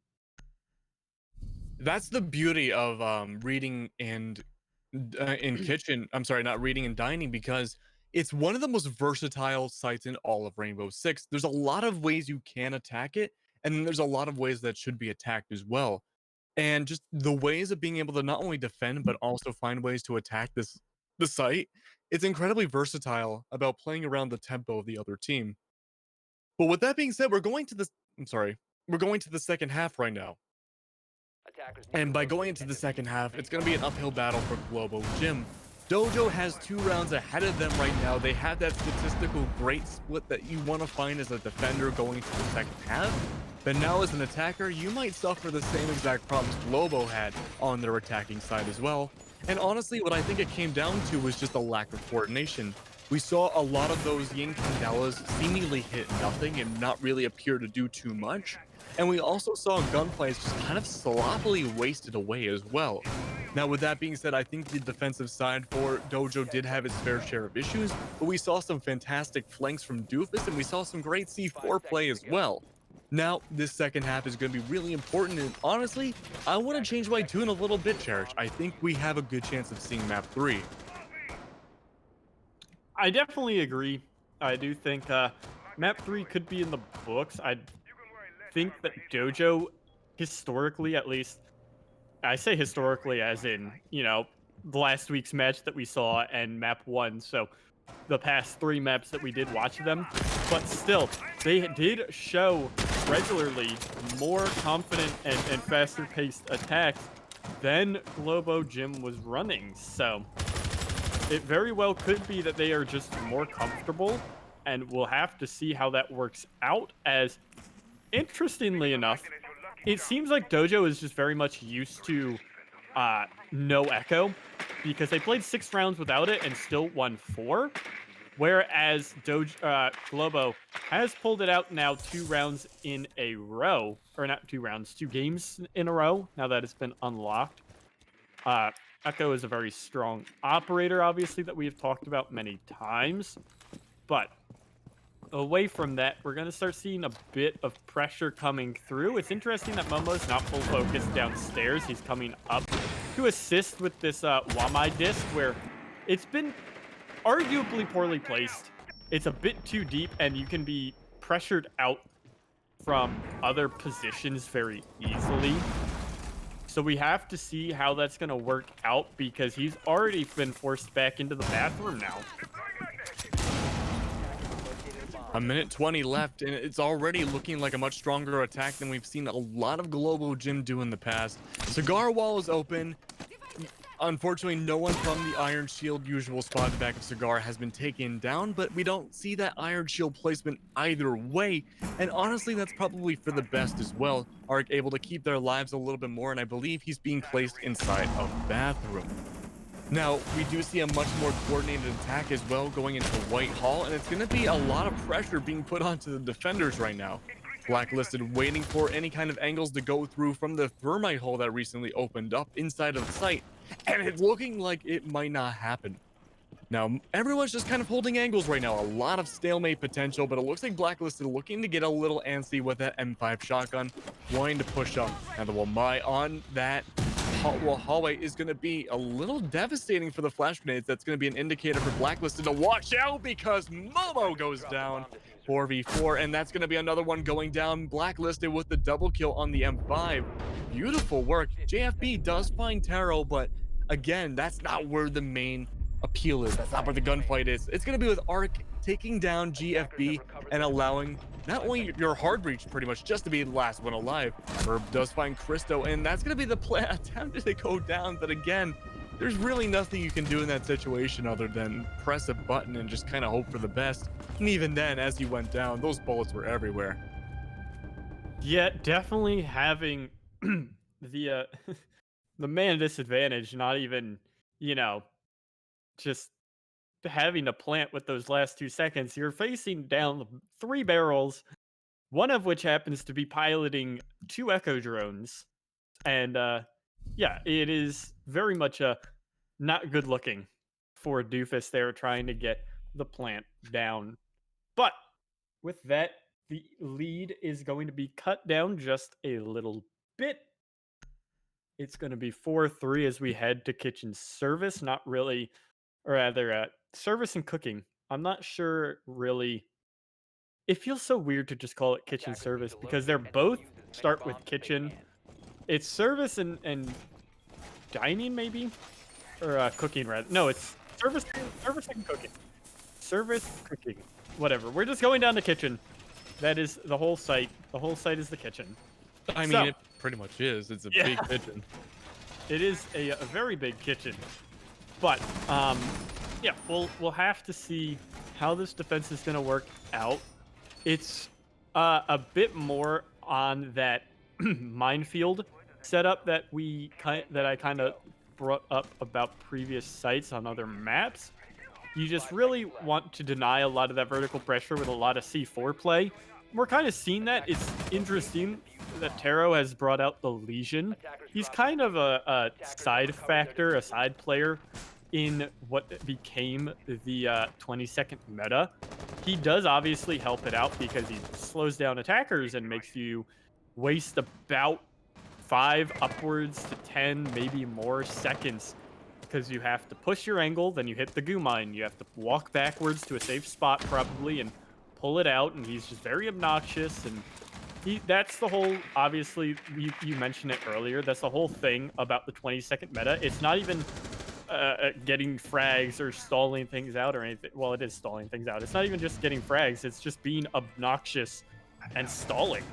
So Legion is perfect with that. That is just his entire...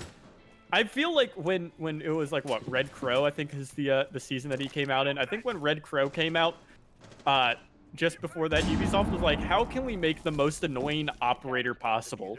And because of that, Legion was born. Arc did get a fantastic C4 kill on the GFB, and that's the earliest we've seen him gone down so far. And I think it was Blood Orchid, by the way. That's the same season game came out. Yeah. The most annoying season in Siege. Oh, absolutely. But with that being said, you lost out on a lot of soft reach utility and the ACOG as well on her rifle. And that's going to be upstairs control completely taken over. And suddenly, even with that man disadvantage, I'm not seeing any contesting whatsoever for the defense on that upstairs. They're just letting them have it. And that's going to be very quickly never mind. Apologetic getting a double kill and Arc following up as well. Suddenly, it's a 1v5 and Doofus is kind of having that uh-oh moment where he does have that diffuser, but really, what can you do? You may have gotten all the top floor control, but there was a lot more waiting for you on that middle floor before you get down to the site. Now, suddenly, he is on the right floor of the site, but he is in a really, and I cannot stress this enough, bad position. He can rotate around, he can do pretty much whatever he can, but this might be locked and loaded already to be an execute for Globo's side. Now, if Globo does end up winning this round, it's going to be an even 4-4 across the board. And Doofus realizes there's really literally nothing I can do. I'm just going to wait this one out again. And I'm pretty sure this is the second time this map we've actually seen them stall out. No, I'm sorry. This is once per map so far we've seen the team stall out. I think Doofus realizes something's got to happen on the screen. Gonna open up the wall a little bit. Maybe I have a chance of bringing this back, but again, everyone is cornering to your position, and it's going to be pretty much over right now.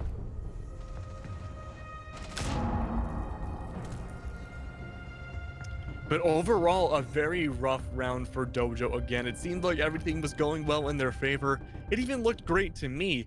But what I didn't take into account for was that middle floor vertical control, and that's where the real trap was. It was a false sense of security that Dojo fell for, and unfortunately, they paid the price by evening it out in the second half. Now, keep in mind, they don't have that 2-4 lead they did, like they gained on the defensive side.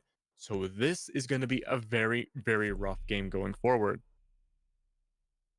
Yeah, it is looking very rough. We head now to reading Fireplace.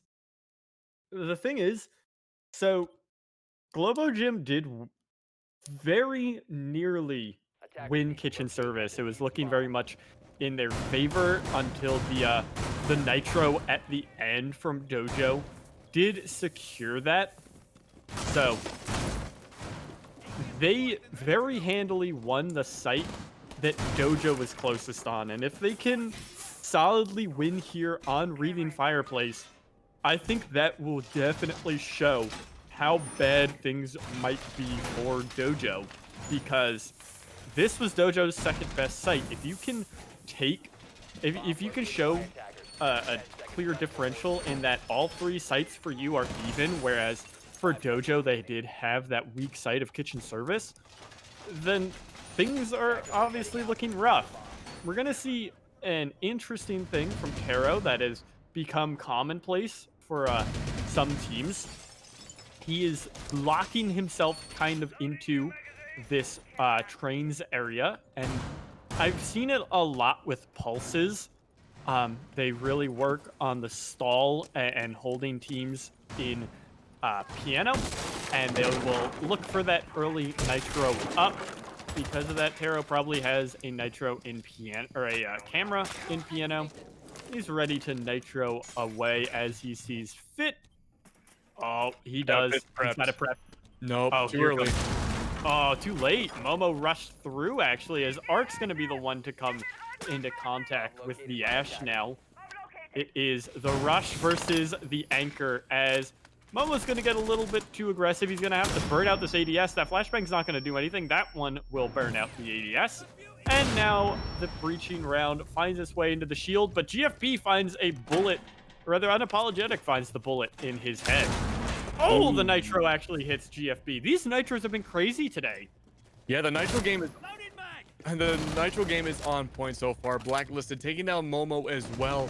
Dojo is just having a rough game, dude. Doofus does find Burb, but you lose your Jaeger, and you lose the Doc more importantly. But again, so much utility upstairs. Two SMG 11s just going back and forth. Arc finds Christo, and you're down to a hard and a soft breach last alive. You're just at a disadvantage again. It's a rough situation to be in. The M5s, John, and that's gonna be Globo taking another round. Yeah, and I think, like I was saying at the beginning of that round, I mean, that and Bar Cocktail were kind of the weaker sites looking for Globo, and still, I mean, Globo was able to win out Bar Cocktail on attack, and as well as kitchen service. Their kitchen service was nearly flawless. So things are dire for Dojo on this attack. They are working with good speed, but they're just refragging is not compared really to the refragging that Globo is showing.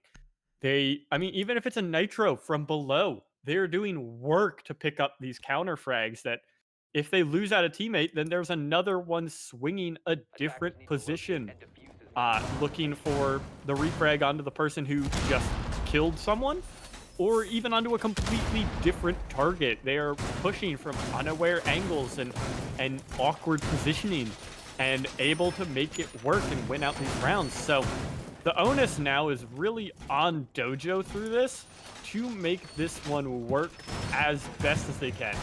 No, it's interesting. I'm sorry. It's funny that you mentioned that, because this is not unknown to Dojo either. This is exactly what they were doing against Dynasty last week. They were getting those refrags like it was nothing. They were just pounding down exactly the same way Global is doing to Dojo now. So it's just a matter of I don't really know what's going on with them. To be completely honest, it's just that they're not able to play coordinated enough to take those gunfights back. Yeah, without it's been seeming that I mean, GFB has been doing well fragging wise, but I mean, it is something to consider at the least as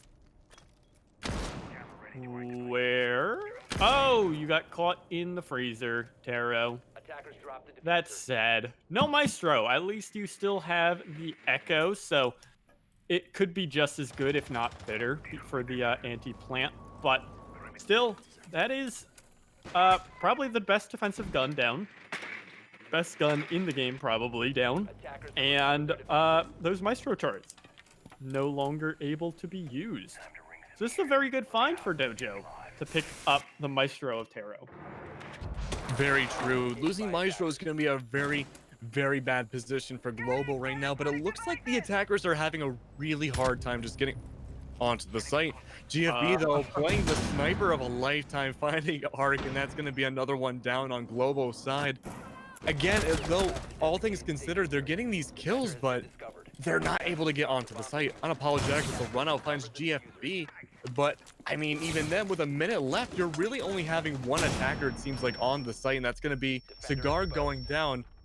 And it looks like Unapologetic went for another run out, but it was less successful this time around, having to rotate all the way through Kitchen or White Stairs and bring it back. Now, with that being said, that's going to leave one operator completely off the site, almost completely, and that's going to allow it to be a 4v2 situation. If they can take advantage of this, and it looks like they are, that's going to be a nasty situation. Black has shown how well he can play the M5 at this corner and washrooms, and he's unfortunately not able to find any kills so far, but he does find some damage onto John, but they're all prepped and ready for him. Thermite charge is going to go on Cigar, but on the far left wall as to not mess at all. Well, it's blacklisted, but it looks like it won't matter too much because that hole of death is there anyways to find a Momo. And now it's going to be an even man kill. I believe by now Unapologetic is back in the fray on top of White Stairs waiting for those rotates, but it's not going to really happen from the looks of it. Now, interestingly, Cherish, John on that Kali is still left alive. In fact, they just found a kill on the blacklisted. And that's a really good sign, too, because you still have that long-range Kali. Unapologetic does find John. Never mind, you lost your Kali. But it's a 2v... Never mind, it's a 2v0 now. Unapologetic and Verb finding those final kills. What a great way to end the round, because it looked like it was starting to go in Dojo's favor, especially with that failed run out from Apologetic. But because they were not fast enough to react to that operator being out of the site, they gave time for the defenders to bring it back home, bring back that man count to the positions they need to be, and they just played it the way they needed to. Yeah. So in that I mean, you did say it was a failed run out, but it relieved a bit of pressure off the team that was GFB, who could have been hanging outside on the windows, and instead he's well in the grave. So it allowed also Unapologetic to get on a massive flank and win out there and really flank out or outflank the attack. They had no clue where he was coming from, clearly, in that attack, as they focused purely on the cocktail side of things to try and push out the Echo. And it turned out well, because he was able to get a flank kill, which allowed the Echo to fully focus on the Thermite. And I think that was a misplay by Dojo. They had nothing watching the flanks. They had no way to know that Apologetic was coming, or Unapologetic was coming from the bathroom and White Stairs area. And because of that, I mean, it very well could have been a 5v5 or a 5-5 scoreline if they were able to catch him. If they just were able to catch the flank, Krista was able to focus that, and Doofus did win his gunfight against the Echo. It very well could have been 5-5, but neither of those things happened. We're at 4-6 map point and match point here for Globo Gym as they head to kitchen service now. We did see, like we said, or like I said before, the near flawless on this site. So it could be that this is the end of Dojo unless they really do the most here. I mean, this is a do or die situation for Dojo right now. If they can't bring this round back, they're going to have to say goodbye to the matchup on Global Gym. Already, John takes a little is kind of an understatement, a lot of damage right off the bat. I'm not sure from where. I believe that might have been somewhat of a run out from Apologetic that didn't fully secure the kill.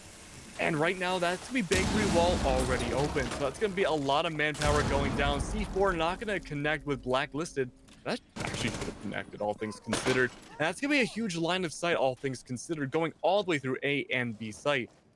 Now, that could be a bit of an even trade-off between the attacking and defending side, but John is on Cali, and that's going to be a one-hit DB&O if finding any of that. Now, the only thing that's different is that it looks like the defenders aren't really having much of a roam clear presence. I'm sorry, any contesting on the vertical play whatsoever. No attackers are going for it at all. That's going to allow Taro and I believe Arc to find a lot of vertical plays. Speaking of which, some damage going on to John again that could have been avoided if anyone was playing upstairs to combat it. The Yokais go down as well. A lot of cameras on this bakery wall. A minute and 16 left. You better hurry. Crystal finds Unapologetic, and that's going to be a huge clear onto the kitchen site itself. The last two alive are the vertical players, so maybe it was a good read after all. That's going to be the diffuser going down. Doofus trying to secure it. Vertical play not going to be able to find it. C4 goes through on Var, and that's going to get stuck and detonate.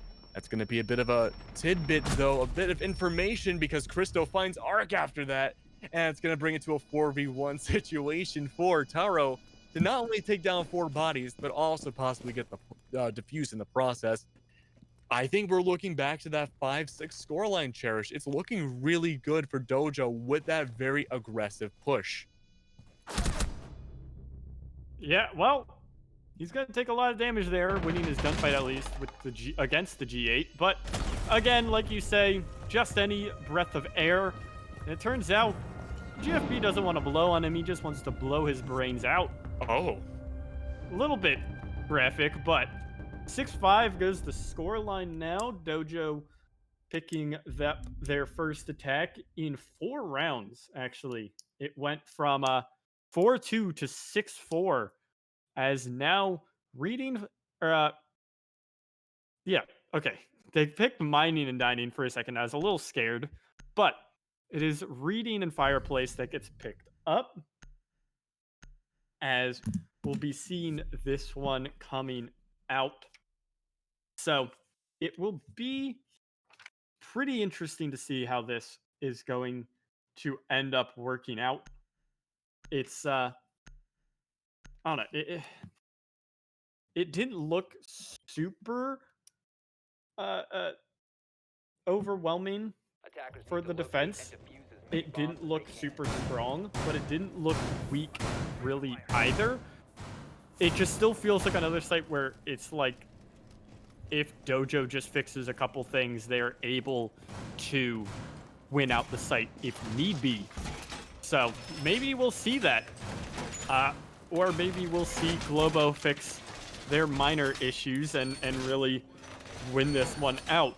The thing, I mean, there's a big key difference that we're seeing, and it's that there is Echo present from Globo Gym versus the Wamai that was present from Dojo. Both operators have seen basically every round played for their respective teams.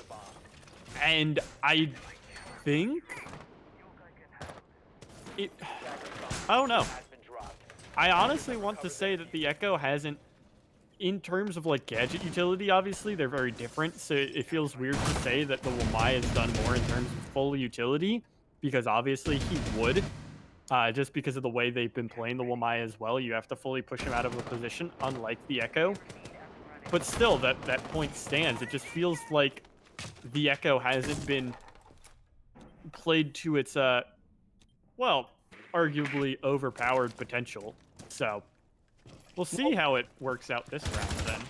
It's worth noting that, you know, most rounds where Unapologetic or anyone on Global Gym has had to play Echo haven't really been to a position where it's been needed. Usually it's been this, not a stomp, but early on Dojo would just fall apart before Yokai was ever even really needed to, say, deny a plant or even for the most part, used as utility. There have been a few instances where it has been used, yes, but I think that says more to the team overall, and especially the Wamai usage as well. Just how effective it is against these attackers.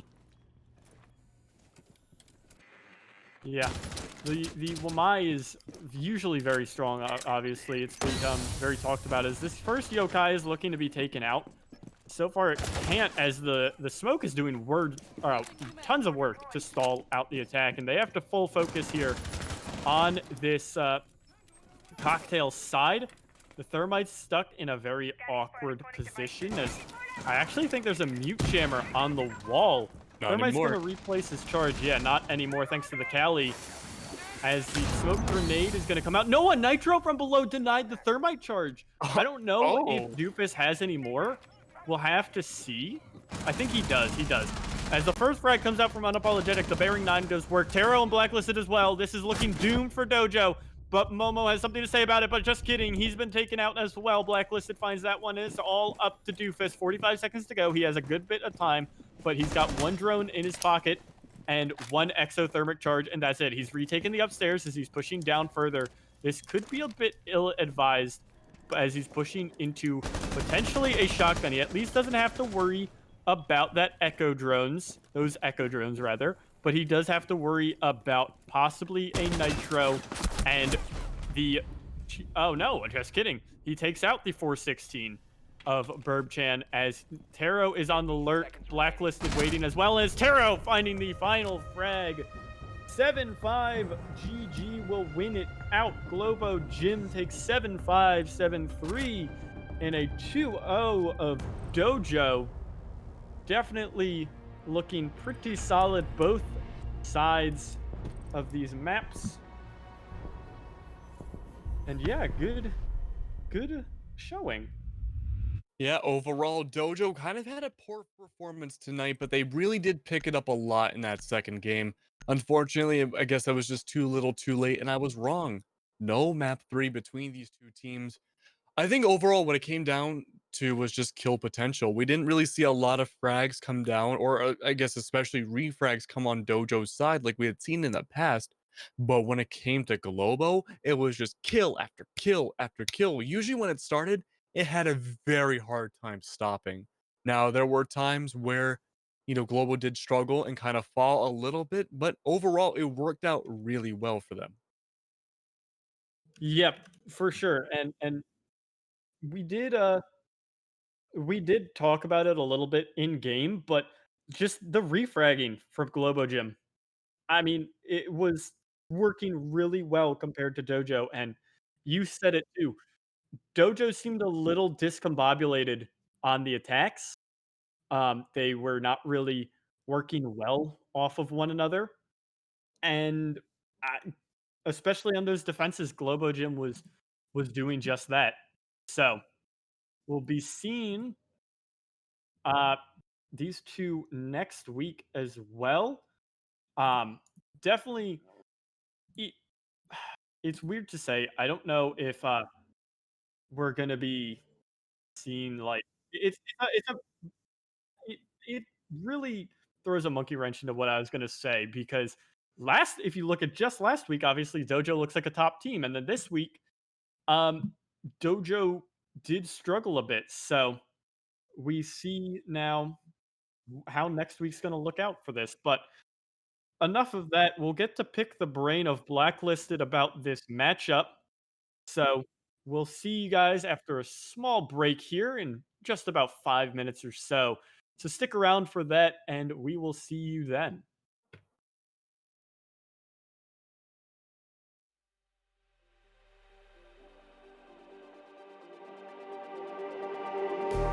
Just like the street lights lit this town, like a fire in a blaze, gotta burn it down. Can't be afraid to leave this out.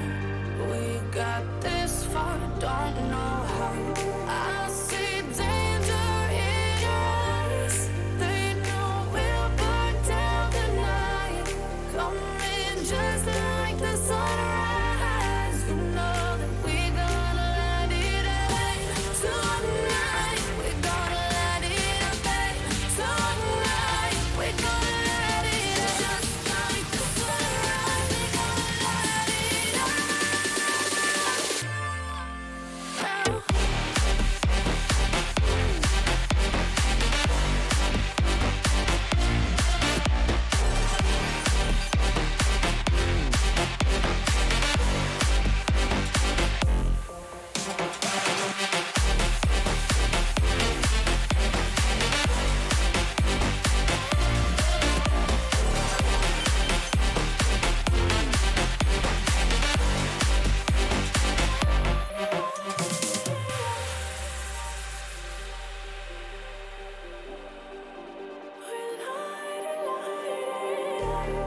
just like a spark that's breaking out.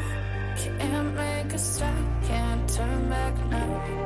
We know that there's no room for doubt. No, we can't turn back now. I see danger in your eyes. They know we'll burn down the night.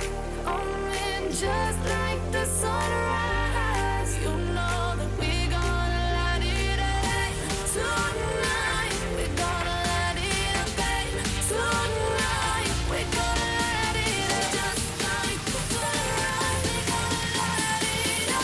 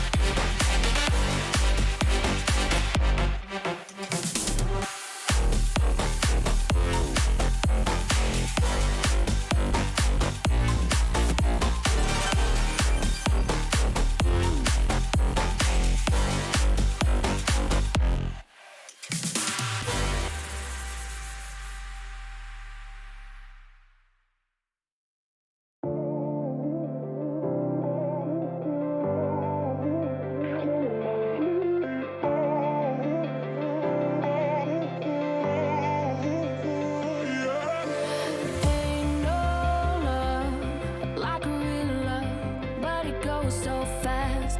All tied up like a captive. I'm on to you. Used to pit in my mind like standing on rainbows, playing it cool. I haven't felt this in ages, and I know no patience. So won't you please stay a bit longer? You're making me stronger, making me stronger. Stay a bit longer. You're making me stronger, making me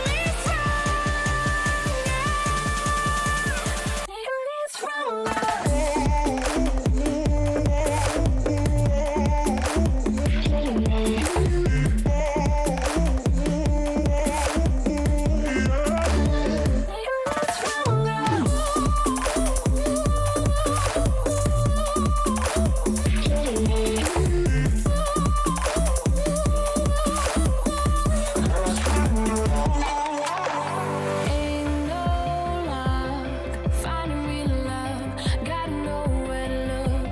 Time moves fast, and I've grown up.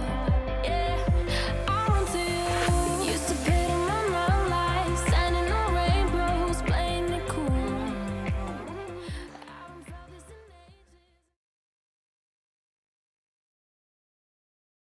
All right, welcome back, everyone. Thank you for the wait. Here with me now, we've got Blacklisted from the victors of Globo Gym. So first off, congrats on your guys' win. It definitely looked pretty hard fought there. No, definitely hard fought. And also thank you for the congratulations. It was definitely hard fought. All those rounds were none of them were easy. Like as much as the scoreline might say it on either map, it was definitely hard fought. So on that, looking at this match, what was, did you guys prep any specifically for Dojo? What were you guys' thoughts going up against Dojo? That sort of stuff. So going up against Dojo, actually after we saw that they picked Oregon for their first map, we did see that they played it last week, so that's why we banned the Cali on them. That was what they're heavily used to. At least that's what they did against Dynasty. We had faced them before on Cafe, but they had not seen our strats on there because they actually had adjusted some strats to their play style and other play styles that are aggressive like they are on that. So we were pretty confident going in, especially after we faced them in the qualifier to get into Contender, and we made those adjustments. And coming out at 7-5 and not losing 8-7 is a big difference for us. Yeah, without a doubt, it is definitely a big growth. So, um, Yeah, looking deeper into the match itself then. Um, so on Oregon round 2, what was comms like on that ace from Arc, or did you guys just kind of, Uh, not realize it? Comms arc where I was kind of like not realizing it because he got the one. I think he got one pick below, and we didn't like it didn't register in our mind. He got that one. He got the Ash coming crouch walking up white.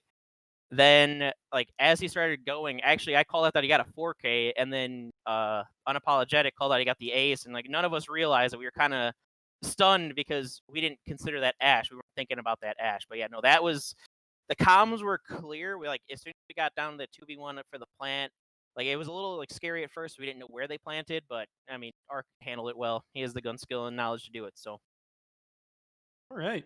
Yeah, it definitely was. I don't even think we were really expecting it because it all of a sudden just popped up and we were like, oh, okay, he just aced. But especially those later kills really came together quickly. So, um, on 7-3 on Dojo's map. What was, was there anything specific going through your guys' mind? Just were you what were you guys looking forward to on Cafe? going 7-3 on Oregon was a big confidence boost for us because we've scrimmed it. I'd say it's not our least scrim map, but it's definitely not our most. So going 7-3, I mean, like I said, we did a little bit of VOD review, saw the Cali, we kind of saw some of their pushes against Dynasty. So and like a lot of those rounds, like they were close. There was no round where I would say we completely wiped the floor with any like that team. That team, it was very close, like 2-1s, one VXs, two VXs, like it was close. But going into Cafe, we knew we had to get redemption against them. We had just, like I said, we faced them in the qualifier a couple weeks ago, losing 8-7. And we knew we had small mistakes that could change it up. And then coming in, our attacks, we always like attacking first. Probably shouldn't say that, but we always like attacking first. Our defense are strong, so we were just motivated to take them on Cafe. Like we were dedicated and motivated to clear them on Cafe with no overtime. Yeah, you guys did achieve that. So, looking forward, what are your guys's, whether you personally or as a team, what are your guys' thoughts going into the rest of the season and do you have any goal that you feel is solid for your team? Uh, Obviously, any team would like to go 6-1. We only lost our first game. We'd like to win it out. That's definitely the end goal there. We do still have a lot to learn on multiple different maps. Obviously, we'll not say, but when we bring those out, I can't wait because it's gonna be a game changer. Because looking at the maps that people have played the first week, and then we'll see later on today. Pretty sure they won't be ready for what we have in. All right. Won't be ready for what you have in store. That is definitely a bit of a challenge if I've Yeah, heard one. So I'm it's a bit of a definitely challenge, but looking forward to that, sorry, I'm seeing the you hype guys man later on. here. No, go I'm the for hype it. man here. So I am all for it. So before we end off, do you have anything you want to tell to anyone watching, any fans, your teammates, that sort of thing? To the fans, I'm gonna be completely honest. I know a lot of us had in there on the team had a lot of people watching us play. We had them watching last week. It was kind of seeing how we lost, and I'm glad they got to see us win this one in the sort of fashion we did to show that we are better than what we were last week, and it showed this week. I mean, obviously the teammates we play well together. There's definitely no doubt about that. This team's been together for quite some time, so the chemistry's there. Always ready to play. All right. So, with that, thank you again, Nope. Blacklisted, Thank you. and Thank you for having me. congrats. Hey, not problem. Always nice to have someone to talk to. So, with that, again, Globo Gym wins out 7-3, 7-5 over Dojo. We're going to take a bit of a longer break before we come back at 9:30, rather 8:30 Central. So, stick around for that when we come up with Skams Flop and Versity going up against one another.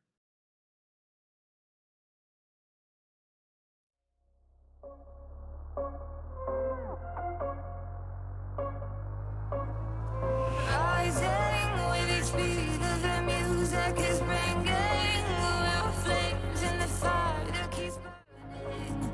We're inviting the night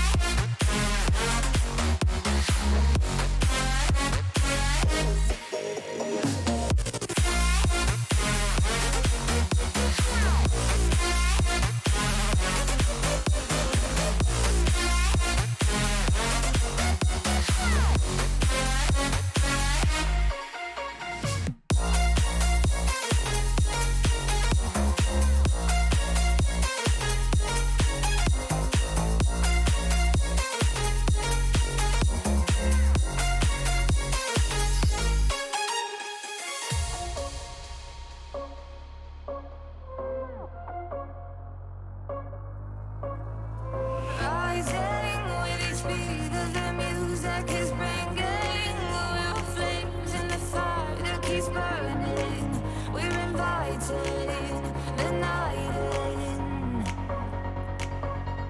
Welcome, my heart so full, I'm devoted myself to the night. There's no motive, we're just listening, we're existing.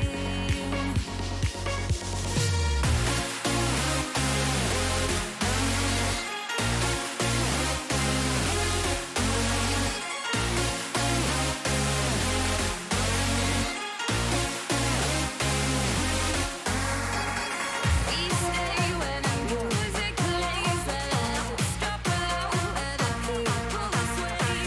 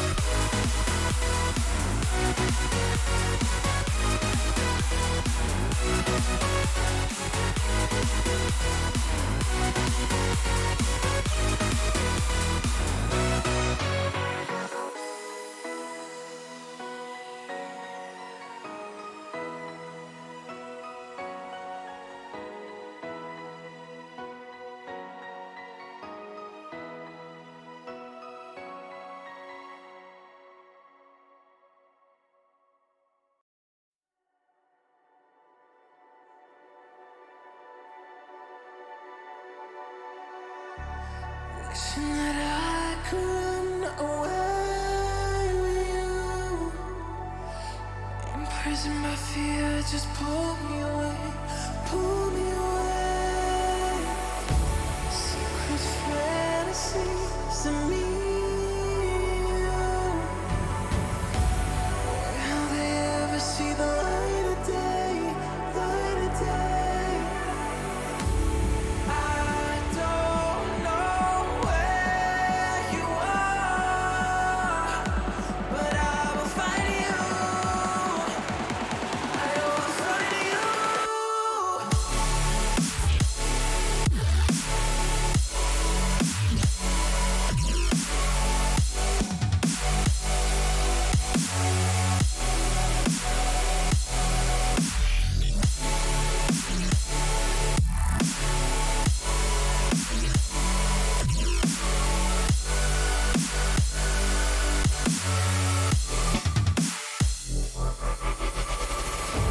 So if you're out there, just run until the edge and fall into me and see where this could end.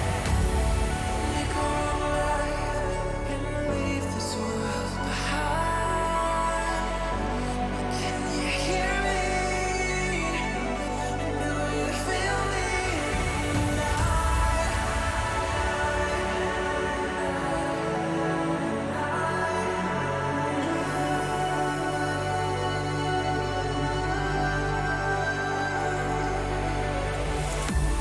I don't know where you are, but I will find you.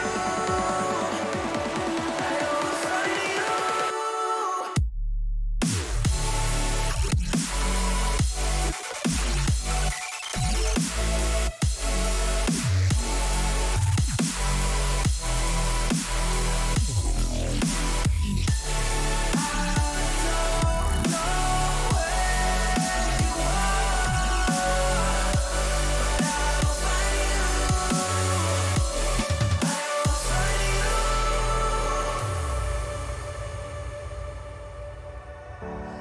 Wishing that I could run away with you. Imprisoned by fear, just pull me away, pull me away. Secret fantasies of me. Will they ever see the light of day, light of day?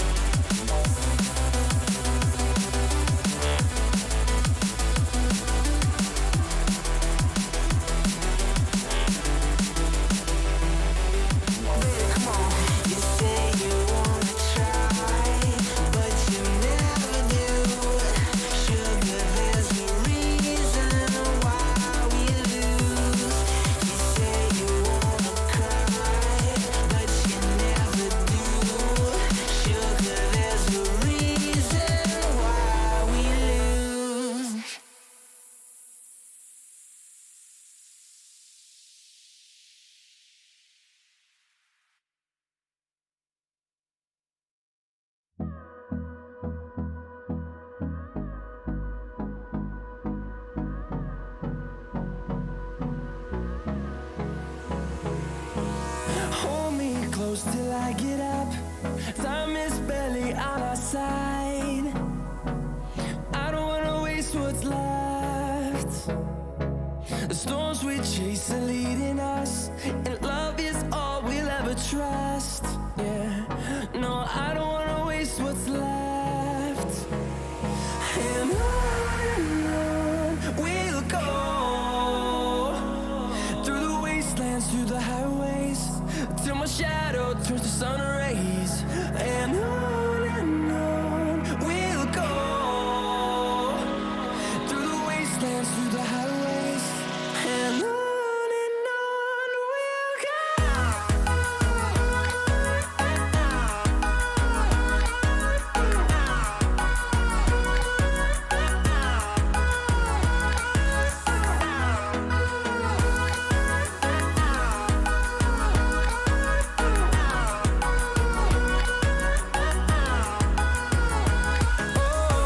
we'll finding life along the way, melodies we haven't played. No, I don't want no rest. Echoing around these walls, fighting to create a song. I don't wanna miss a beat. And on we'll go, through the wastelands, through the highways, till my shadow turns to sun rays. And on we'll go, through the wastelands, through the highways, and on we'll go.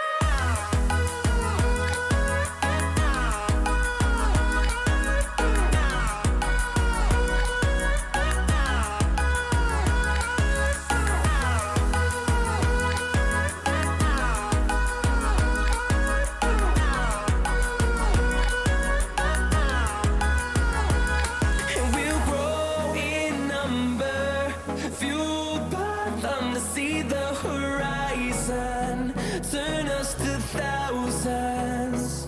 And we'll grow in number, fueled by them to see the horizon, turn us to thousands.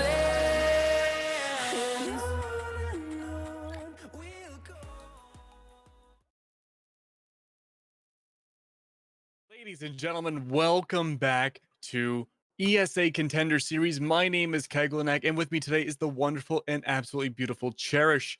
So we saw Dojo versus Global Gym last set, and it went surprisingly different from what we thought initially. Dojo just last week had swept the floor on Digital Dynasty side, and unfortunately this week it was kind of the opposite. They didn't do a great game number 1 on Oregon, their map choice, and while game number 2 on Cafe was closer, but this time around we have a whole new set of teams going up against each other. We have Skams Flop returning from last week's set as well versus a team I personally haven't seen before called Versity. Now, to give a little backstory, Versity was in the top 4 for the Contender Series last season, and right now they're climbing back up, trying to reclaim the throne for where they were at before. But here's the thing, Cherish. Skams is an incredibly nasty team. Yeah, like you said, under the name Arrival 7 last season, as some of you might have remembered them, Versity is back. They have picked up a new member as well in Indy. He has taken the place of, I'm not sure who. I believe it was Pepsi, I think, is not playing because I think True is the one we're waiting on in our lobby. No, True's there. I'm not sure. Or no, it's Blonde that I think we're waiting on. So Indy has joined their roster, potentially making them even better. Same with Keg. I did not get to cast them last week, so I'm not sure how they're looking with this new roster. But yeah, you and I got to see Skams Flop absolutely dismantle All for One to the point where even they were picking joke picks, troll picks, and still winning out the map 7-1 and 7-2. I think a great example of those joke picks, like you said, was they ran Tachanka for a round, and I think they either came very close or they did get a spawn peak kill with the Tachanka turret gun toting and everything, and it worked out so well. And if you were watching Siege for the first time, it's not even like it was apparent that they were joke picks. There were legitimate strategies around it that they were using, and it worked out in their favor. You would have no idea. Oh But yeah. overall, Scams Flop just did phenomenal when it came to just playing either attack or defense. It looked like they were unpenetrable. And it's funny. I don't know if you've ever seen Rocky, Cherish, Yeah. but it was like in Rocky 4 with the big Russian dude, Dolph Lundgren's character, Oh just like yeah. pounding away at everybody. It seemed like it was an unstoppable force, but maybe Varsity today can be the Rocky Balboa that we need to see Scams Flop show a little bit of vulnerability. Yeah. So for that definite uh climb up a small mountain here that we've got, we'll be seeing Clubhouse and Cafe opted into for two maps with theme and Villa banned out initially, so no big maps there, but instead we'll be taking the next two largest maps in Clubhouse and Cafe. Coming off the board will be Consulate and Coast, and leaving us with Oregon for our third pick. So definitely some very large maps, very fitting for very aggressive roaming teams. Just because, I mean, obviously there's so much of the maps to control, so it should be quite the interesting time here for these teams, as we are still waiting on a couple people to get in the lobby. But yeah, going into Clubhouse, this is I believe, give me just a second to confirm it. This is Scams Flop's pick. And in fact, with that, Versity has picked attack to start there, which is very interesting. Yeah, that'll be interesting. The only way I can assume they want to play attack first is one of two options. One, they've already VOD reviewed a lot of Scams gameplay, and they think that can maybe just take the front punches immediately and just try to take maybe one or two attack rounds and hope for the best to take the lead into maybe overtime, or even just take that defensive lead into map two. Or number two is a less optimistic route, is that they just have no idea what Scam Swap is capable of and just want to go for the attack first, thinking that they're all high and mighty. And Scam Swap might not be a great team, which would be a little ignorant, I think. But I'm going to give Varsity the benefit of the doubt and say, I think they're just trying to roll with the punches in the beginning and then gain up steam once that second half comes around.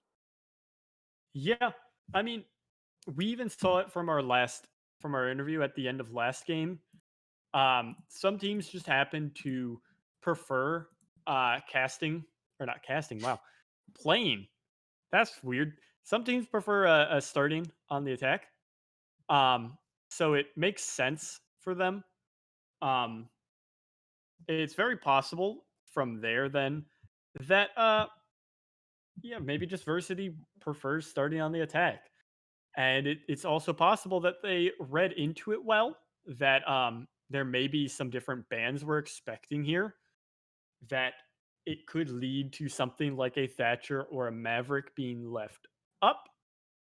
Um, because of that, that definitely has lent itself to very attacker sided clubhouses. I know in obviously it's a little different. We keep talking about it, but in the pro scene, we saw a clubhouse game in Latin America go on the way to it was a Maverick and Thatcher both being left up. I think the bans was Capital and Thermite were the two bans.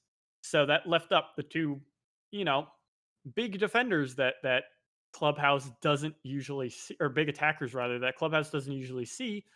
And because of that, the map ended 6-6 with 4-2 attacking halves. So definitely far from the usual Clubhouse where we expect. And I mean, because of that, we could see, maybe that's why Versity opted into attacking, because they predict a little upset in the ban phase. Yeah, I mean, I think what it really comes down to, like you mentioned, is that how is this ban phase going to go? Now, correct me if I'm wrong. I'm pretty sure the two maps we saw Skams play last time had a target ban on Valkyrie. And a lot of that intel denial was super important, especially with the way Skams played. It was just so hard for those attackers to figure out, or even the defenders to figure out how they played and how they manipulated and bobbed and weaved their way around the site. And it was just such a difficult process for them to figure it all out. But with that being said, again, maybe Scams have done their own research on Versity from last season or even earlier games this season as well.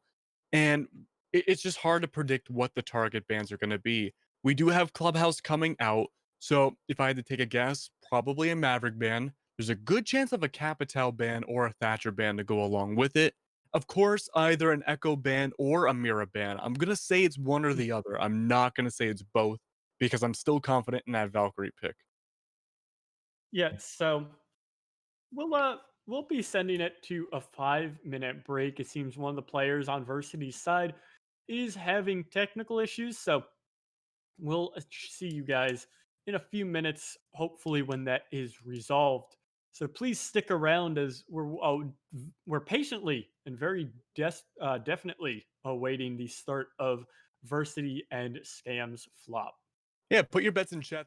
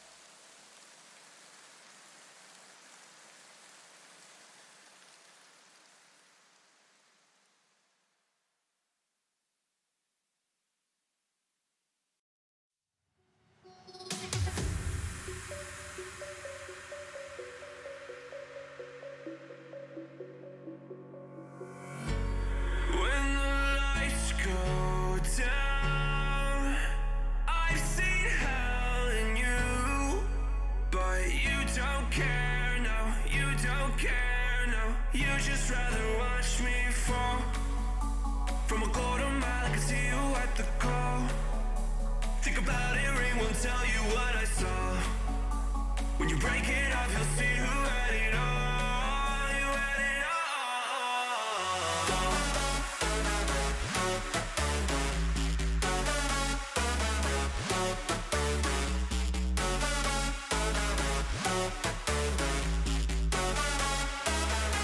You said you wanted to fall into oblivion.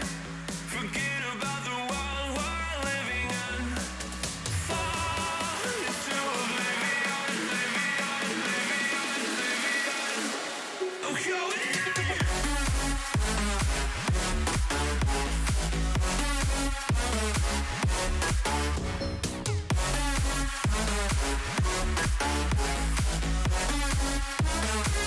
Fall into oblivion.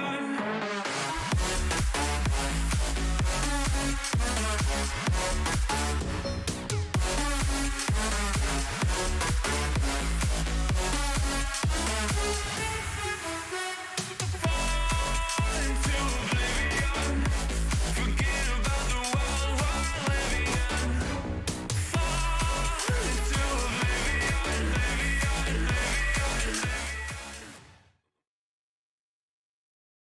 Didn't miss us too much because we missed you a lot. Welcome back to the ESA Contender Series. We are still waiting on some people to join into the lobby, but my name is Keglanek, and with me today is the wonderful and beautiful Cherish. Skams Flop versus Versity Gaming any day now, but Skams again, like if you've missed it before, they have played excellently so far that we've seen in the Contender Series so far this season. They dismantled Golan Nuclear last week, and honestly, I'm a little concerned that maybe this train won't stop for them. Versity Gaming, however, has a chance right now to bring it all back, to try to figure out what's going on with their team and dismantle it before it even begins. It's a game of VOD reviewing, and like we discussed before the 5-minute break we just had for technical issues, it's all about how these operator bans are going to go down during Clubhouse.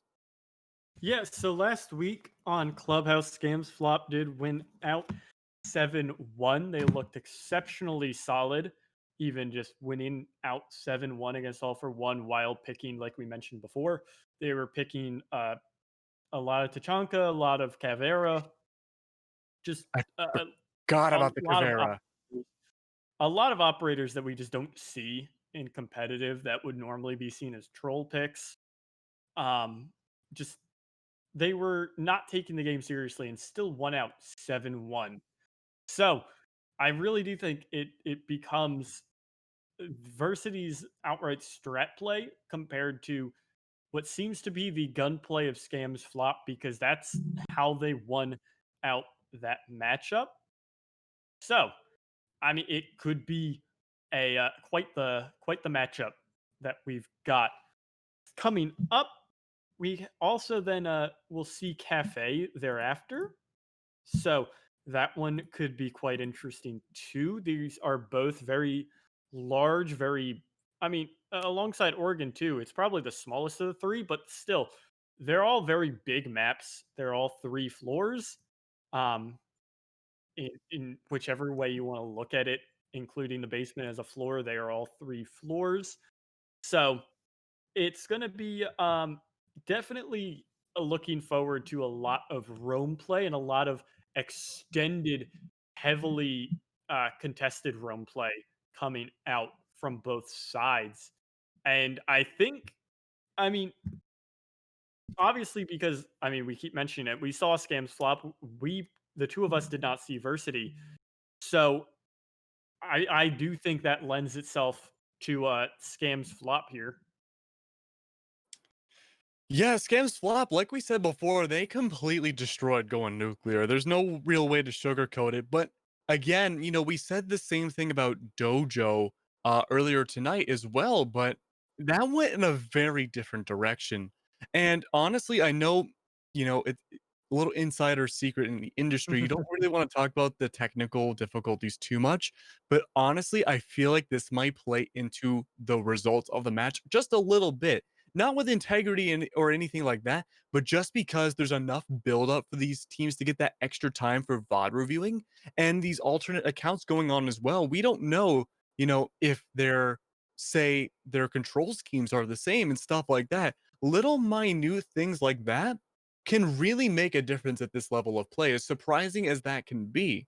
But with that being said, I don't want to hold them accountable in case, maybe they do win. And then, you don't want to go crying saying, oh, it was because of the alternate accounts. That's not what I'm trying to get at.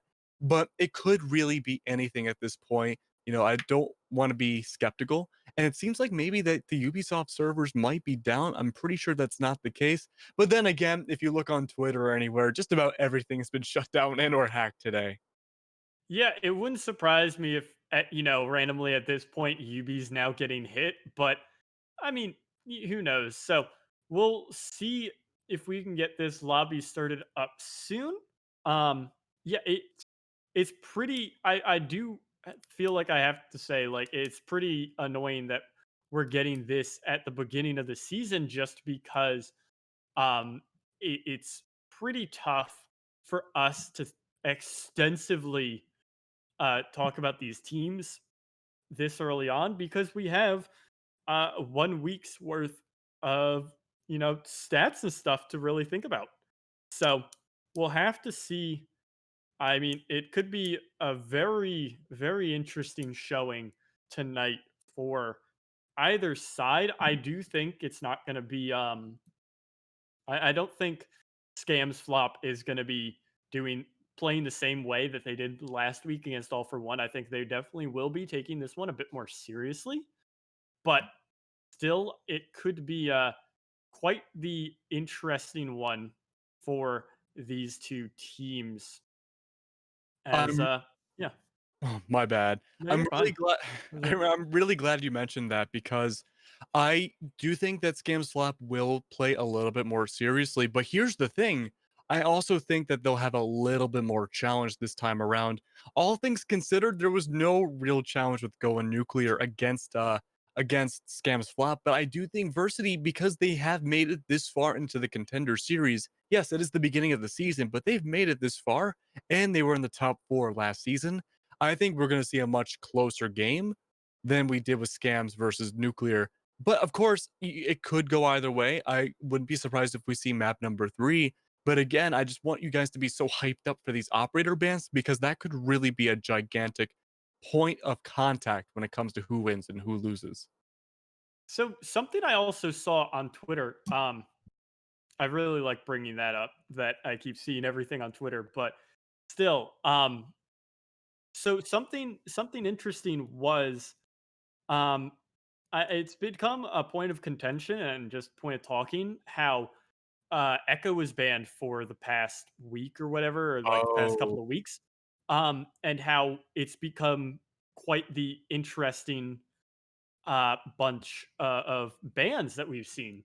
A lot of teams are banning operators that we don't really normally see banned, as create some fun setups now that Echo isn't having to be permabanned.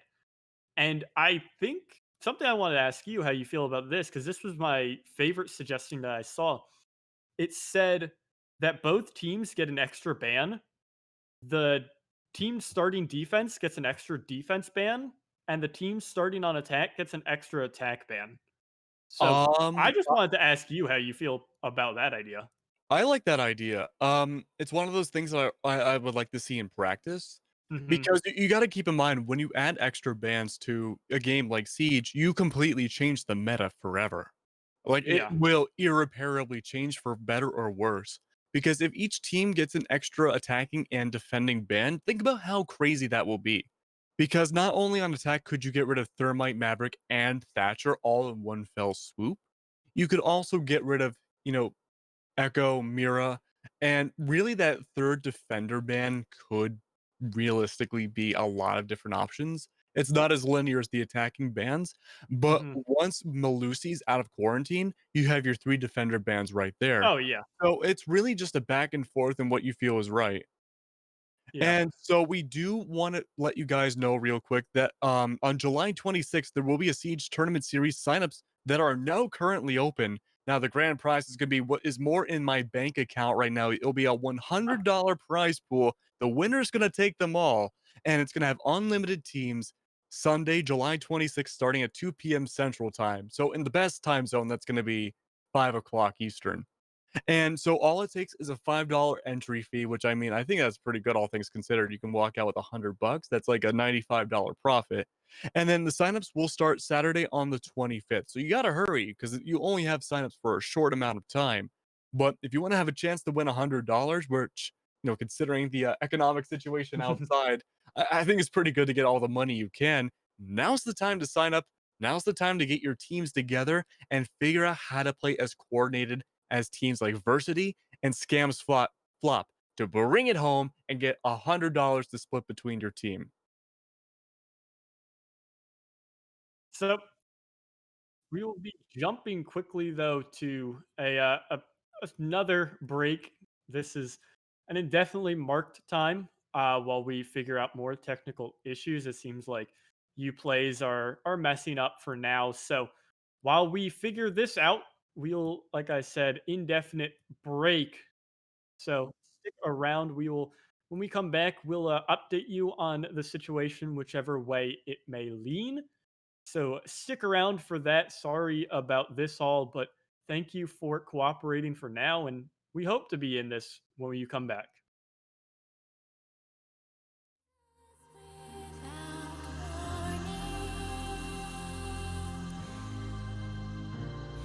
They will return the day when they are needed. Our gaze is shifted upwards to the sky.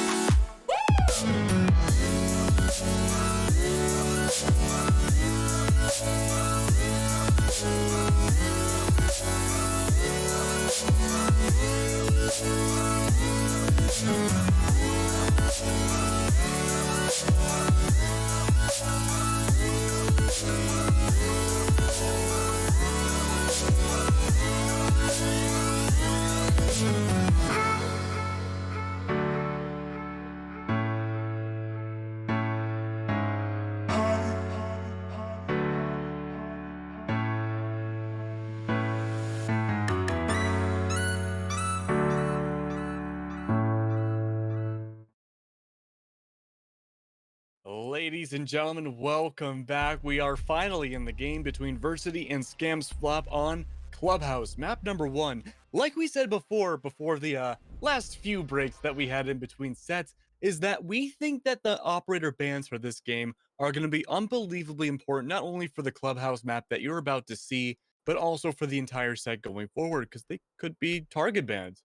My name is Keglenek, and with me today is the wonderful and beautiful Cherish joining me as well. And number 1 is going to be Thatcher. Yeah, so Thatcher first off the board, pretty expected. This is probably going to be Maverick. No, a Maverick is going to stay up. It is the Montaigne being dropped, not an unusual ban. Yeah, yeah, the he Monty. does really well. Sorry, you go. No. I'm curious to hear what you think about Monty. Oh, I think it does really well to help push out the his strongest site, I think, is probably CC, or yeah, just because you can really just march him into garage and take rafters control with it. What were No, you gonna say about Monty? you know what? You beat me to it. I was going to say the same exact thing. He's such a great staller for the defenders and just holding them out on those angles. And the other two bans, they're going to be the Maestro and the Echo, is just going to be hell in a cell for the defending team. You lose out on two great anchoring operators, and you're going to have to rely mostly on a kind of more versatile and faster paced defensive side. But from the lineup that we see, it looks like that won't be too much of a problem for Skams Flop, because we do see the Caveira on Proco once again. Now, keep in mind, we had seen Proco on Oregon and Clubhouse last week annihilate with the Bandit slash Caveira combination, and it was nasty. It was completely nasty. But with the rest of the team mostly focusing on lurking operators and the Mira pick and the Rook, but mostly the Mira pick, it's going to be an interesting defense to say the very least. So, yeah, this is very interesting. I mean, we don't really see Mira at all. Well, anymore at all. But, oh my god, dude, are they just gonna go back to, like, soft trolling? Like, after last week? There's no way this is a real strategy. So I'm gonna give them the benefit of the doubt. Okay, Ooh. you go benefit of the doubt. Oh. So I was gonna say I'm gonna give them the benefit of the doubt, because that bar where that soft wall is a great opportunity to soft breach open, and then either use your thermite or any other hard breach in that middle rotation area to open up the walls of church from below. However, they're not doing this, so the Proco, okay, with that Caveira run out, unfortunately not going to be the right location, but that gives a really good indicator for the defenders to find out, okay, this is where they're attacking from. But right away, Scar's already finding some action on the Petsy, who I believe, never mind, Scar's getting the double kill. Okay, Skams with a triple kill out of seemingly nowhere, quadruple kill. And last alive is going to be Indy, and we're not even 30 seconds in. So with that being said, it's just going to be a full rush. I don't think anyone's aware that Indy, never mind, they are fully aware that he's in Dirt Tunnel, completely surrounded. That's going to be one going down, but Indy goes down as well, and that's going to be round number 1, going to Skams Flop, not even a minute in. Yeah, an ace coming out from Skams. I didn't even, from Bill. I didn't even realize that was, oh, is it Skams? Oh, my bad. Yeah. Wow. Okay. I mean, hello? Hello? Is this thing on? Like, what just happened? My brain could not even process what just happened.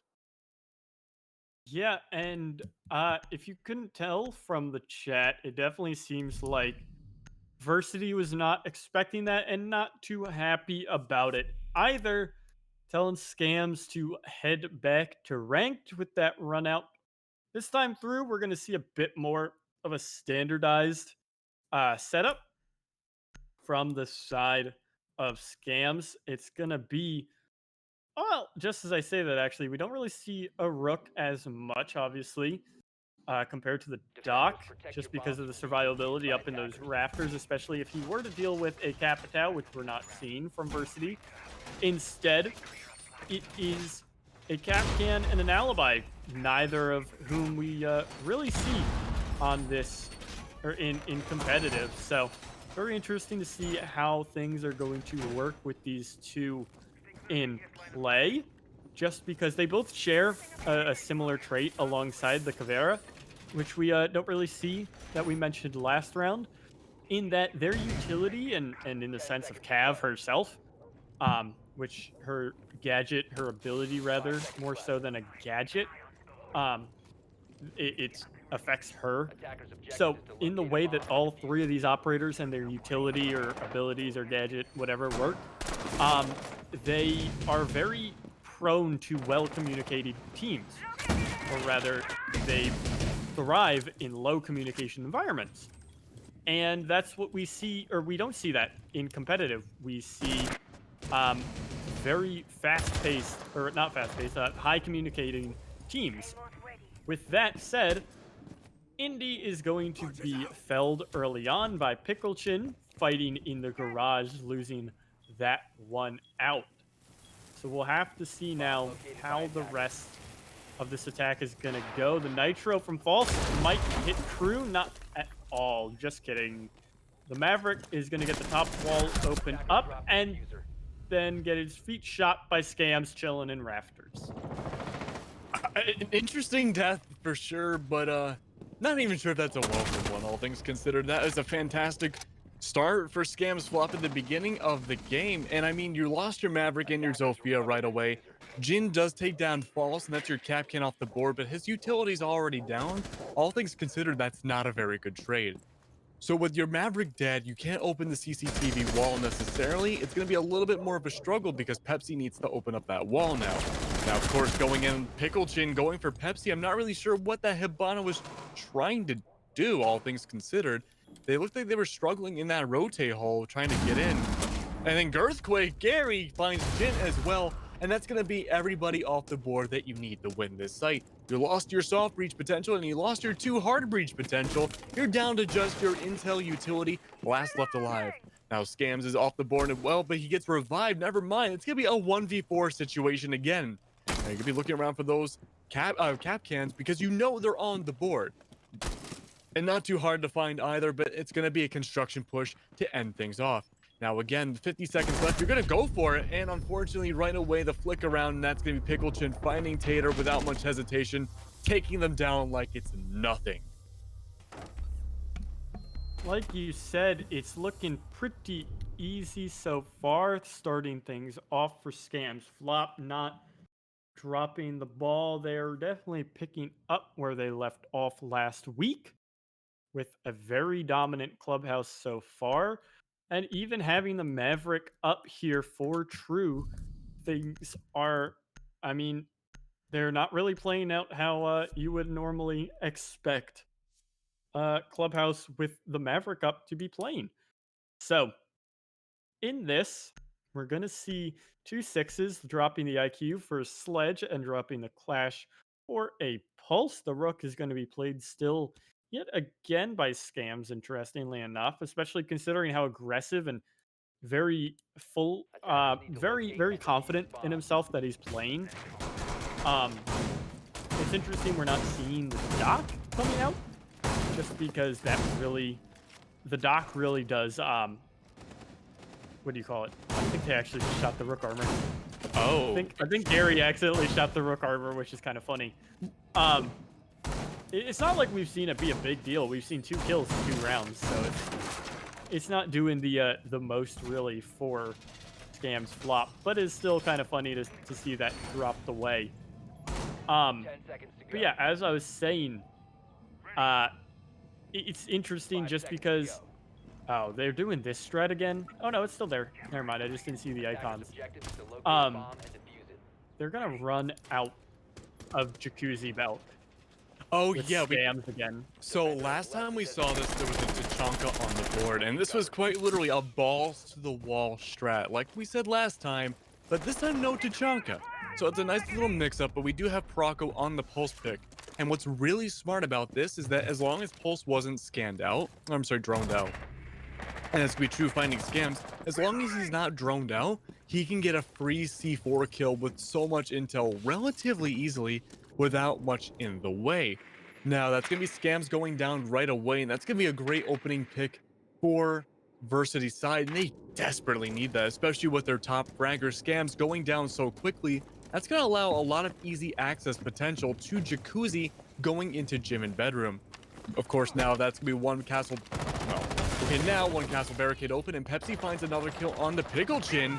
You lose down your castle, Mira, your rook are off the board. You're down to just 2 of your lurkers left. The Pulse is nowhere to be seen. He's going to be hiding from below on the hatch, waiting for someone to enter onto the gym site. But I have a feeling that Versity might know a little bit better. It's going to leave it down pretty much the Girthquake, trying to find a way to bring this back home. The C4 is unfortunately going to miss. Excuse me, Central Stairs can be completely in their favor, but that's going to leave both bomb sites pretty much by themselves. Pepsi finds Girthquake, and that's going to allow Proco to be last one alive. Proco tries to find something, but unfortunately it's Taters finding Proco, winning a flawless round over Skams flop. So sometimes, you know, you go a little too far with these unorthodox strategies and you pay the price. Yeah, and without a doubt, I mean, they did pay the price. Skams flop did pay the price there. They got flawless, which is definitely a good way to bring this back in for Versity's mentality, or at least mentally, rather. It, you know, obviously you can sit there and write it off as, yeah, it's just gym bedroom, it's just their third site, whatever you want to say. But at the end of the day, it is still flawless round. It was still a good job here for Versity. So we'll get to see now how they take this second rotation of defenses. It's going to be Church Arsenal first coming out. We'll see now how where False wants to put these Miras around. Interesting that she's seen 100% play rate and not really the Miras aren't doing like the most. He's definitely just been kind of messing around with them, placing them wherever. That one's at least a little bit more serious, I guess. But still, we'll see where the second one is gonna go. He still has that in his pocket. It's interesting that we see the Bandit instead of the Kaid from Gary or from Skams flop in general. We're not. Oh god, we're gonna see another spawn boost, man. Yup. This isn't ranked, dude. Tater's gonna fall as Skams picks that one up. He's being patiently watched. He's gonna take the head with a nice shot off of True, but at least be picked up there by Pepsi. It's a 3v4 now, but the damage has been done by Skams. The damage has been done. You're absolutely right. Skams does go down, but at what cost? You lose out on your Thermite. You still have Hibana, but you lose out on Sledge too. And yeah, I mean, it is just, it's a rough situation to be in because it's not an uncommon spawn peak, but it does work out sometimes. But at this level, you're not really expecting it because a lot of people just don't really go for strategies like that. But with that being said, oh, never mind. Proco finding Pepsi. I was going to say, with that being said, not all is lost. With Proco taking down Pepsi, you lose out on everything but your two hard breach utilities. And it seems like the defenders always know where the attackers are. Indy trying to find their way into stockroom right now, and that's going to be probably really close to an instant death. Jin is trying to hold on to their backs as much as possible, and we're seeing a lot of the hatches not even reinforced. We see the blue hatch from stockroom completely open, and that is going to be probably their main point of contact when taking down the site. Now, it doesn't look like we have a whole lot of roamers on the board to really help with conflict or help put too much of a risk out on this horizontal play, but we do see Proco trying to take down what looks like G, but G is not in a good spot right now. The hatch, again, is open, and that's going to allow maybe a little bit of utility for Indy to find a head on Proco, but Proco rotates just in time.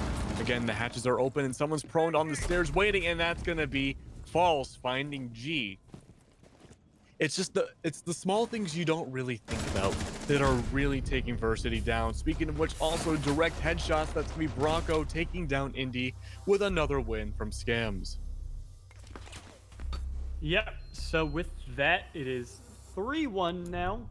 At least the opening frag, every round, at least the team with the opening frag mostly has been Skams flop minus the flawless, obviously. So it has gone the way of that team. To be fair, 3 or at least 2 of those starts were spawn peaks, so it makes sense why. But So like, far. yeah, so far we'll see. Actually, no, 3 of the starts were spawn peaks. It just happened that Skams got rocked on his first spawn peak. So we'll see how uh Versity wants to work this one out on PC. They did not bring the Maverick yet again, but we'll see. It's very interesting that they're not opting into the Maverick. Maybe they just don't feel comfortable with it, or whatever. That is just team preference. So it's interesting. But we may be seeing it on the inverse side when Skams flop takes the offensive side here. Currently, though, there probably will be a bandit trick. I know that shotgun prep, though, is done to help deny. Oh, he's just gonna zap away all the jammers. Hilarious. I know that shotgun trick is done to help deny a bit of Maverick play. It gets the torch gets a little icky. I don't know how to describe it. It just doesn't really like it when it doesn't like it when it goes between there being a soft wall on the metal and then there being just the metal. It takes a bit more fuel. It gets a little finicky. There we go. That's a better word. I just had to add a little more onto the icky part. But yeah, it does get a little finicky when it's just metal versus metal plus a soft wall. But away from that, we'll be seeing a buck from Tater, which is interesting. Not really an operator we see anymore. So, no nades from Tater because he's brought the buck as opposed to bringing the sledge, as Skams is definitely going to be caught out here. Just kidding. What? Skams is not checked for at all. They have no drones in construction here, as Skams is going to be walking up, but it doesn't matter. The nitro from Gary from below is going to find Tater for the opening frag here. There's a lot of very questionable things going on in the last like 20 seconds that we saw. Okay. That should have been Skams dead. That should have been the mute dead. And the C4 from Proco was really well done. But all things considered, where are your drones? Where are they? But with all things, that aside, it is a 4v4 right now. True does take down Proco. Earthquake does find the refrag on the Pepsi. And that's going to be your hard and soft reach off the board. Now, I think you bring the buck because you realize by now that facing Skams swap, your conventional means of playing Siege are out the window. It's a 1v4 situation, and even then, you're struggling a lot with these gunfights. But Indy does find a kill on the Girthquake, but on the Skams. But Girthquake secures it at the very end. But wow, I mean, it's hard to play the analysis game when it comes to the Skams flop because they take everything conventionally that you know about Siege and just throws it out the window because they know they can get away with it. There aren't really anything so far that really puts them in the way because their raw aggression and mechanical skill has so far been seemingly unparalleled. Now, we have seen some great attempts, like we saw that buck make their way all the way through pretty much right past Skams and then just not check corners and not body check anybody. And that was a big question mark moment. But hopefully they can learn from that small turning into a snowballed huge mistake into round 6 because 0-4 isn't a great look. But at least now you can get one more round and have a statistically good attacking half.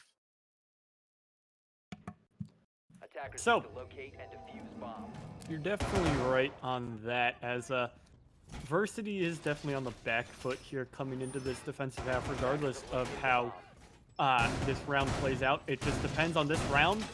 It will really go to show how far on the back foot. Are they just starting to fall backwards, or are they really almost close to the ground? So, we're seeing bar stock for the second week in a row. At least there's no Tachanka. But Skams is definitely spawn peeking. And yeah, Barstock we just don't see. For those completely unaware, if this happens to be like your first taste of Comp Siege, we don't see Barstock because it is a bad site. The reason for that is there's no vertical play. It's very tough to hold, or virtually no vertical play. It's very tough to hold within the site itself, and it is generally just very, very hard. Skams is going to be found finally by True, getting a little too aggressive on his peak hole. So things could go well if everything goes the way that rounds have been going so far. And that is already a 5 versus 4 here for Versity. All things considered so far, that Skams did go down in the immediately is not a great look for Skams' side. But all things considered, that wasted a ton of time that was unnecessarily wasted. Skams now has the psychological advantage that False takes down True, but has the psychological advantage of, you know, even if I do die in my spawn peaks, they're playing so cautiously that it's hard for them to keep up. G does find False as well, and that's going to be your 2 MP5 Frenchmen off the board. And now is a great time to maybe take back stock and get rid of all the utilities like those Goyo shields. You did lose out on Hibana, but all things considered, you don't necessarily need it for this site. And it's hard. This is the first time I've ever commentated this site. Indy and, you know, both teams just going back and forth on these kills. Indy did find the pistol kill, and Prago is just barely hanging in there, waiting for that spawn peak to come out. But unfortunately, it's going to be Indy finding them. And it's going to be Girthquake, last one alive right now, trying to find those kills. But unfortunately, those gunfights not going too well in his favor, just barely making it out against Pepsi. With that being said, though, it's a 2v1. The bomb plant, the diffuser's about to go down, and Girthquake is in a great position to get a flank kill to go down with it. He's gonna wait and look for those kills, but the angles are set. And Indy, with I believe a 3K, finding Girthquake Gary, bringing it 2-4 in the second half, which could be a great chance for them to even it out to overtime. Well, things are sticking the way that it's been going so far. We'll see if Versity can really bring it back on this second half. It's interesting that CC, no. Okay, I was going to say it's interesting the CC is the first choice, but now instead it will be Church and Arsenal, not to really any surprise. Typically so it's very interesting to see. It's very obvious and understandable as well, but when Maverick is on the board, usually we do see Basement being picked up first, and with Maverick off, I don't know why it took me so long to think of the opposite of that. With Maverick banned, we do usually see back to CC first. So these two sites are interchangeably, depending on the bans, the better site, which is a very interesting thing because I don't really think we see that with any other map, how the ban phase can shape which site is better. Yeah, I mean, it's just tough overall, man. I mean, there's only so much we can really say at this point. You know, I would love to, like I said before, play the analysis game, but it's just like, when it comes to Scam Swap, it's difficult. This is like the final boss for analysis, unless you're in Pro League, because what they do is not necessarily telegraphed very well. They literally, the strategy is don't do what most people do and play on top of them just not playing as well, or playing too structured and too coordinated. Like right now, we're gonna watch them go for, was it Church and Arsenal? Yes, it is. They're gonna try to go for Kitchen and maybe go through logistics to find their way going down. That would be a great time for C4 play to come out. That would be a great time for a whole bunch of things, but the Versity side might be a little too structured for that. I think we're gonna see some really crazy aggressive plays come out, but it's gonna be a matter of just, at this point, really just watching to see what happens. But with 2 minutes and 22 seconds left on the clock, it's going to be the first opening kill going from False to Tater, and that's your Kaid off the board. And with a Kaid on Church and Arsenal, you don't want to lose him so quickly because never mind. We do have the refrag coming out on the Girthquake, but again, you don't want to lose an anchor like that so quickly. The smoke grenades are going to go down not once, but twice, and that's going to be really early on for a smoke grenade as well. He has one grenade left, and he's got to hold on to it if he still wants to have a utility usage, essentially, for the end of this round, if it makes it to the time limit. Now, the Clash is there on Dirt Tunnel to help push up a little bit. The Skams is waiting for either of those two operators to go back down. They're essentially trapped. Pepsi goes down next, unfortunately, and that's going to be the Clash all in their lonesome, and that's going to allow Skams to get the angle going down to the Clash as well. Not going to find it. It's a back and forth between the two teams, bringing it down to a 1v3. Shrew is the last one alive on a Clash, and that's not a position anyone ever wants to be in. Skams winning the first round on the second half. It's looking like they are running away with the ball with no return. Yep, 5-2 now as they really thrash that attack. They're making this look so easy. We're headed back down to Church Arsenal here as we're going to potentially see a fuse. They'll probably be 6th off of. Something I saw today was the TS patch notes are giving fuse a 4th cluster charge. Yeah. I don't think that's the fix that the operator needs. It's very interesting to think of, but I just, like, that's not the problem. It's the problem that he has a very loud gadget, and he's a 3 armor. It just happens that, like, his gadget's not all that great, and because, like, I've seen the 3 armor argument be made be like, oh yeah, Gridlock's a 3 armor and she still sees play. And it's like, well, yeah, that's because she has one of 2 flank denying gadgets, and she's fantastic on maps with not that many rotations. So, or like that, yeah.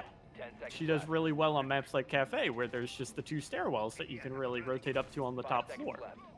So, it's not a problem that he's a 3 armor, really, is what people were saying. I just think, I don't know, it's weird. I'm not the biggest fan. We might be seeing a blue rush or a main stairs rush, actually. Just kidding. This is a main stairs rush, and this is... Oh, no, the Lamai's not going to find anything, and Pepsi loses his head. I thought he was going to eat up there, and yet he does not. There's one down, at least. Comes from Tater, picking it up with the Ella shotgun, interestingly enough, the FO12. Indy's going to find one alongside Jixie as Proco and Tater all chime in, but that just leaves Proco on his lonesome. The rush very rarely works out for a lot of teams, as we're going to see it not work out here. A minute left in the round. This is definitely playing out like ranked. A minute left in the round, and we've got a 1 versus 3. And the yellow shotgun wins that out. 3 on the round for Tater. He does work. I mean, oh my god. Yeah, that's a round. Yeah, I mean, never again do I think we'll see an absolute massacre on top of the main stairs of Clubhouse, but it happened. I mean, Pepsi, I think, said it best in chat, but wow, holy moly. He was coming upstairs and turned the corner to see 5 dudes sprinting in at him from kitchen door. Just absolute demolished. It's a 3-5 now, which is a lot better than we saw Going Nuclear go against Skams last time. Even with the sub, both teams are doing decent, all things considered. But CCTV and Cash Room, this will be the most interesting sight I think we see all game, because we haven't seen Skams go for the attack so far on this site, and this is usually the most structured way, most structured site for the attackers to take down, especially with Proco that we see on the Maverick. We do see Pickle on the Ying as well. We're going to see a lot of site denial with the Capital included that I think will probably play, very aggressive like they're known to do, but I think this will be much more structured than we're used to as well. However, I think this is the chance too where we see almost no anchors on the defending team. They need to step up their game, and maybe even if it seems like a not great option, this might be the time to play off site. It seems a little unorthodox, but you have to fight fire with fire. Yeah, it very well could be that this is just how you beat Skams flop at their game. You just have to play aggressively as well. It's interesting that Versity is pulling out so much Clash, really. I mean, at that point, what else can you do? I guess, yeah. It really does help slow things down. As this is crazy. I mean, already, Skams flop is pulling out things. It's interesting. There's no well, I'm gonna get to that in a second. It's interesting. There's no Cade Blade, but because of that, we're already seeing the garage starting to get opened by Skams himself. He's got his little holes open up. You usually do see a Cade Oak played when the Thatcher is banned. As now the Clash is walk. They're not down. aware. Turn around, Clash. Things work out anyway, I guess, apparently. Ficklechin's gonna find one, Gary finds another, as Brocco and Skams fall on the other side of things. Oh, okay. How did True live that long? And how did Skams not get the kill? Jixie's gonna find another one this time onto Gary. This is a round. So, Versity is taking our advice a little bit. They're playing extremely unorthodox, and that's what you have to do in this situation. You gotta fight fire with fire. We do see the Ella playing on East Stairs, and we do see some others on site as well, and they just have to spread out a lot. Honestly, if what it takes is having that diffuser go down and those angles being held, that's probably what you have to do as a defender. Just let those go down. And just wait, pretty much. You have to just play patiently and play aggressive at the same time. But no, never mind. False takes down the Ella pick. That's be Tater finding False as well. But that is going to be Versity taking the round over Skams flop. Wow. I mean, they did it. I'm surprised. We saw a much more structured gameplay from Skams this time around, and they got punished for it quite hard, especially in Garage.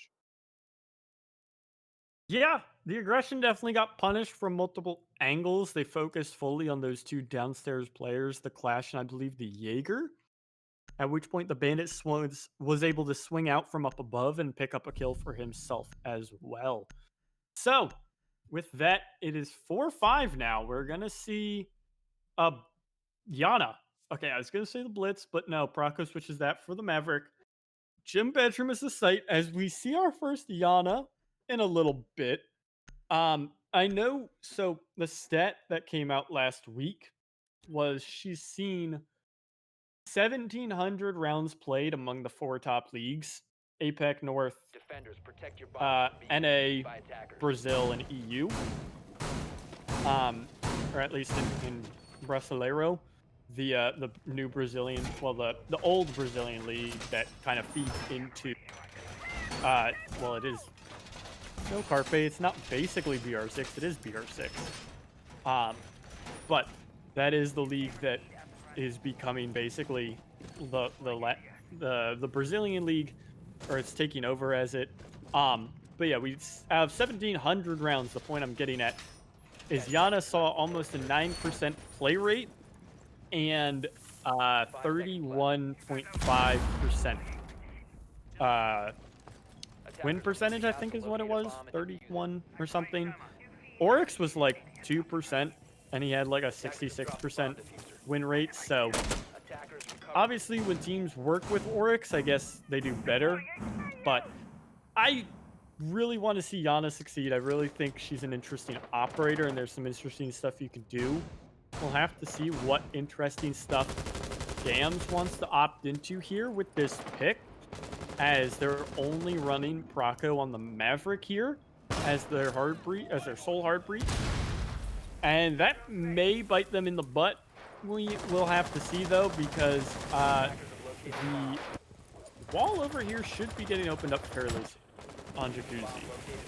Yeah, that Jacuzzi wall is opening up fairly quickly, and it seems like there's a lot more of a structured, unstructured plan, if that makes any sense, coming out from Skams' side, which is really good to see. It seems like they've gotten their bearings together, and while it was obviously together in previous rounds, it seems like they have a really good mixture of what they want to do while being sort of in that unique style while still maintaining a little bit of flavor and uniqueness that they're using. But it's a back and forth between the two teams.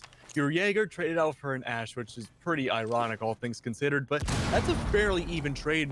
And you don't see those too often. You do lose out on some projectile, but you lose out on a lot of gunning potential on both sides. Now, on main stairs, we do have, I believe that is going to be Tater throwing out the C4 and with the M5 going in for blood. That's going to be a double kill with the M5 from Tater. Beautiful work right there, and that's going to secure it to a 4v2. Skams Flop is suffering quite a bit right now. They're not able to get into the gym or bedroom any easily at all, but Skams opening up with ease, getting the headshot on the Pepsi. That's going to help even things out just a tiny bit, but all things considered, this is a really rough round. And some of the firebolts have already gone down. The Clash is in the way. You can't get the shot onto her. The grenade might do a little bit of work, but those ADSs are in the way. So it's going to come down to never mind the crossfire. Can't do anything. Only 2 people got into the site that round and were demolished by Tater. It seems like, they're all 4 going for this very unconventional running gun style of plan, but they're starting to forget their basics and not peeking certain corners or maybe even droning stuff out. And that's why we're on a 5-5 scoreline, Cherish. Yep, for sure. It's been definitely Versity doing what they can and really picking up on this very aggressive play style from Skams Flop. They're doing well with it, at least on this defense so far the last couple of rounds.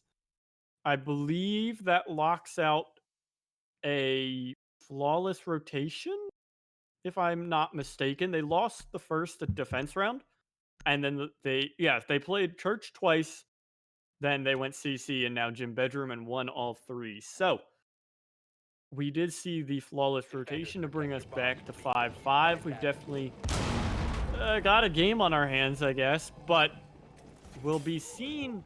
I can't really think that these are genuine strategies, especially that Versity is bringing out. I can't really think that the shotgun Ella alongside the permanent Clash is something that Versity is planning to regularly bring out. We'll have to see in the future, but all things aside, it has been working so far on these couple of defenses. As 5 seconds remaining. yeah, Skams Flop hasn't really had too much of an answer, especially downstairs against this Clash. Well, I think it's really important to remember that you have to fight unconventional with unconventional between these two teams.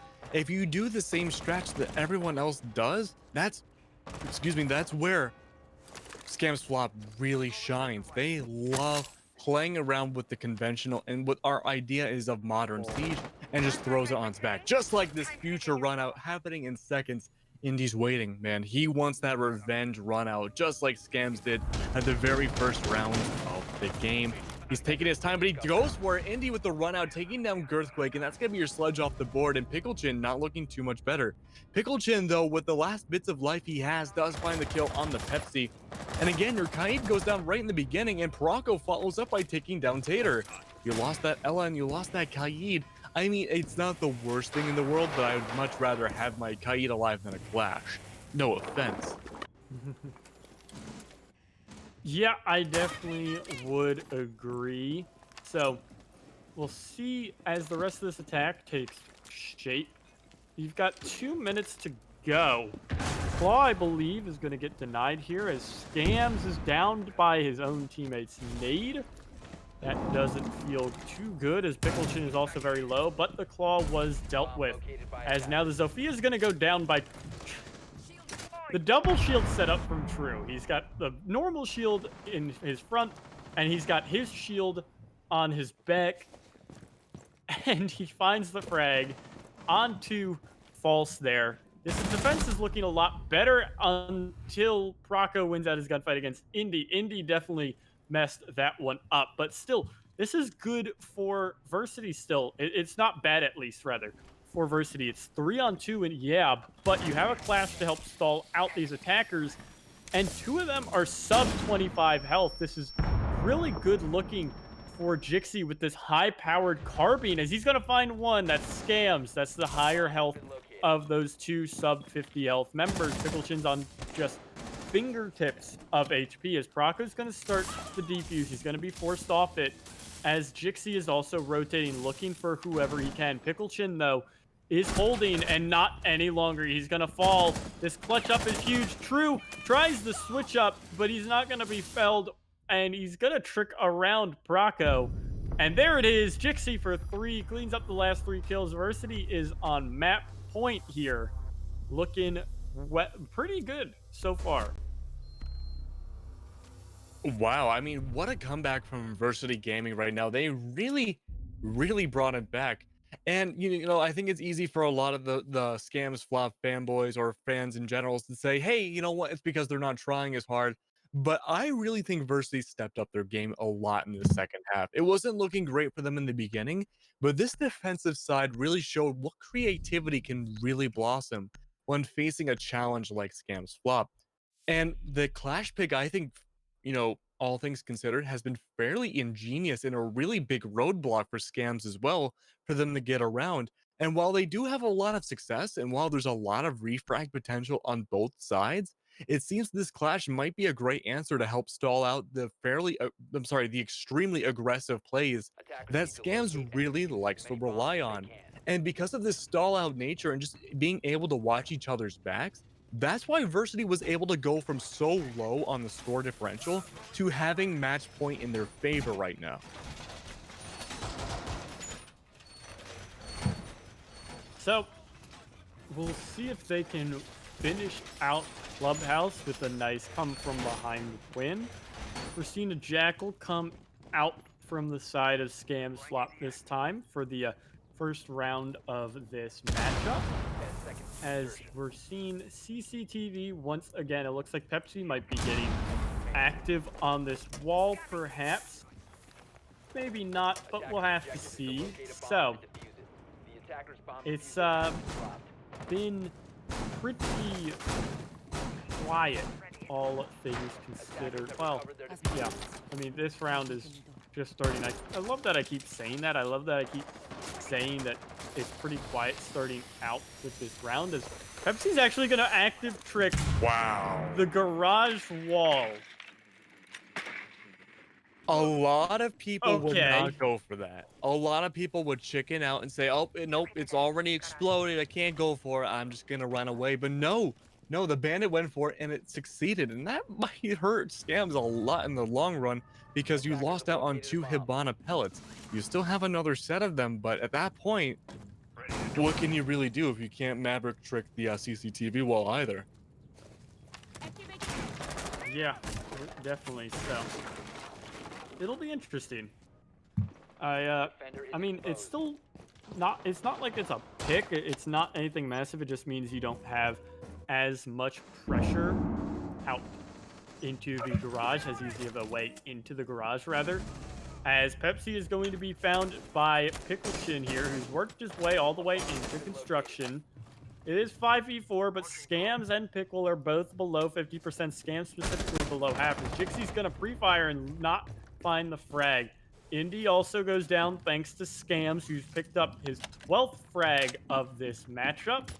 Things are definitely looking closer and closer to OT, but Tater has something to say about it as he finds that frag.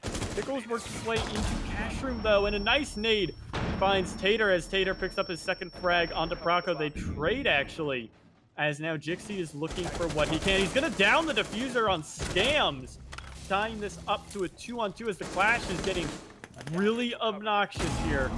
Jixi and True versus Picklechin and Gary. Gary's gonna fall as now Jixi again for 3 with this clash. He's gonna clutch it up. 7-5 goes map 1 to Versity, doing work here as they play the aggressive style that Skams Flop wants to play. And we're headed to Cafe next, with actually Versity on top, interestingly. Wow. Yeah. You know, I think pretty much anybody watching this right now did not expect the outcome of a 7-5 win for Varsity Gaming against Skams Flop. Scamswap had such a solid beginning on their defensive side, but their attack seemed to be a lot more lackluster. And once Varsity started clapping back on their own defensive side, it was game over. They did such a good job. And it seems like Girthquake Gary will be saying goodbye to us because their original fifth will be back. But still, wow. I mean, that was a surprisingly close game. And I think we will be having a small break, but I'm excited to see what the next map can bring between these two teams because, whew, wow.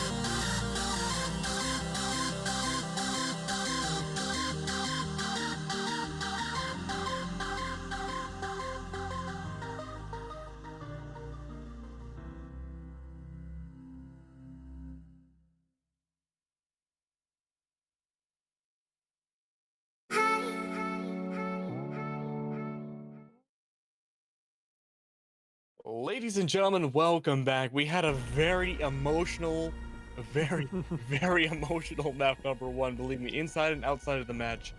My name is Keglanek, and with me today is the wonderful and beautiful Cherish. Welcome back to ESA Contender Series. If you're just tuning in, we are on map number 2 of the second set tonight of Versity Gaming versus Skams.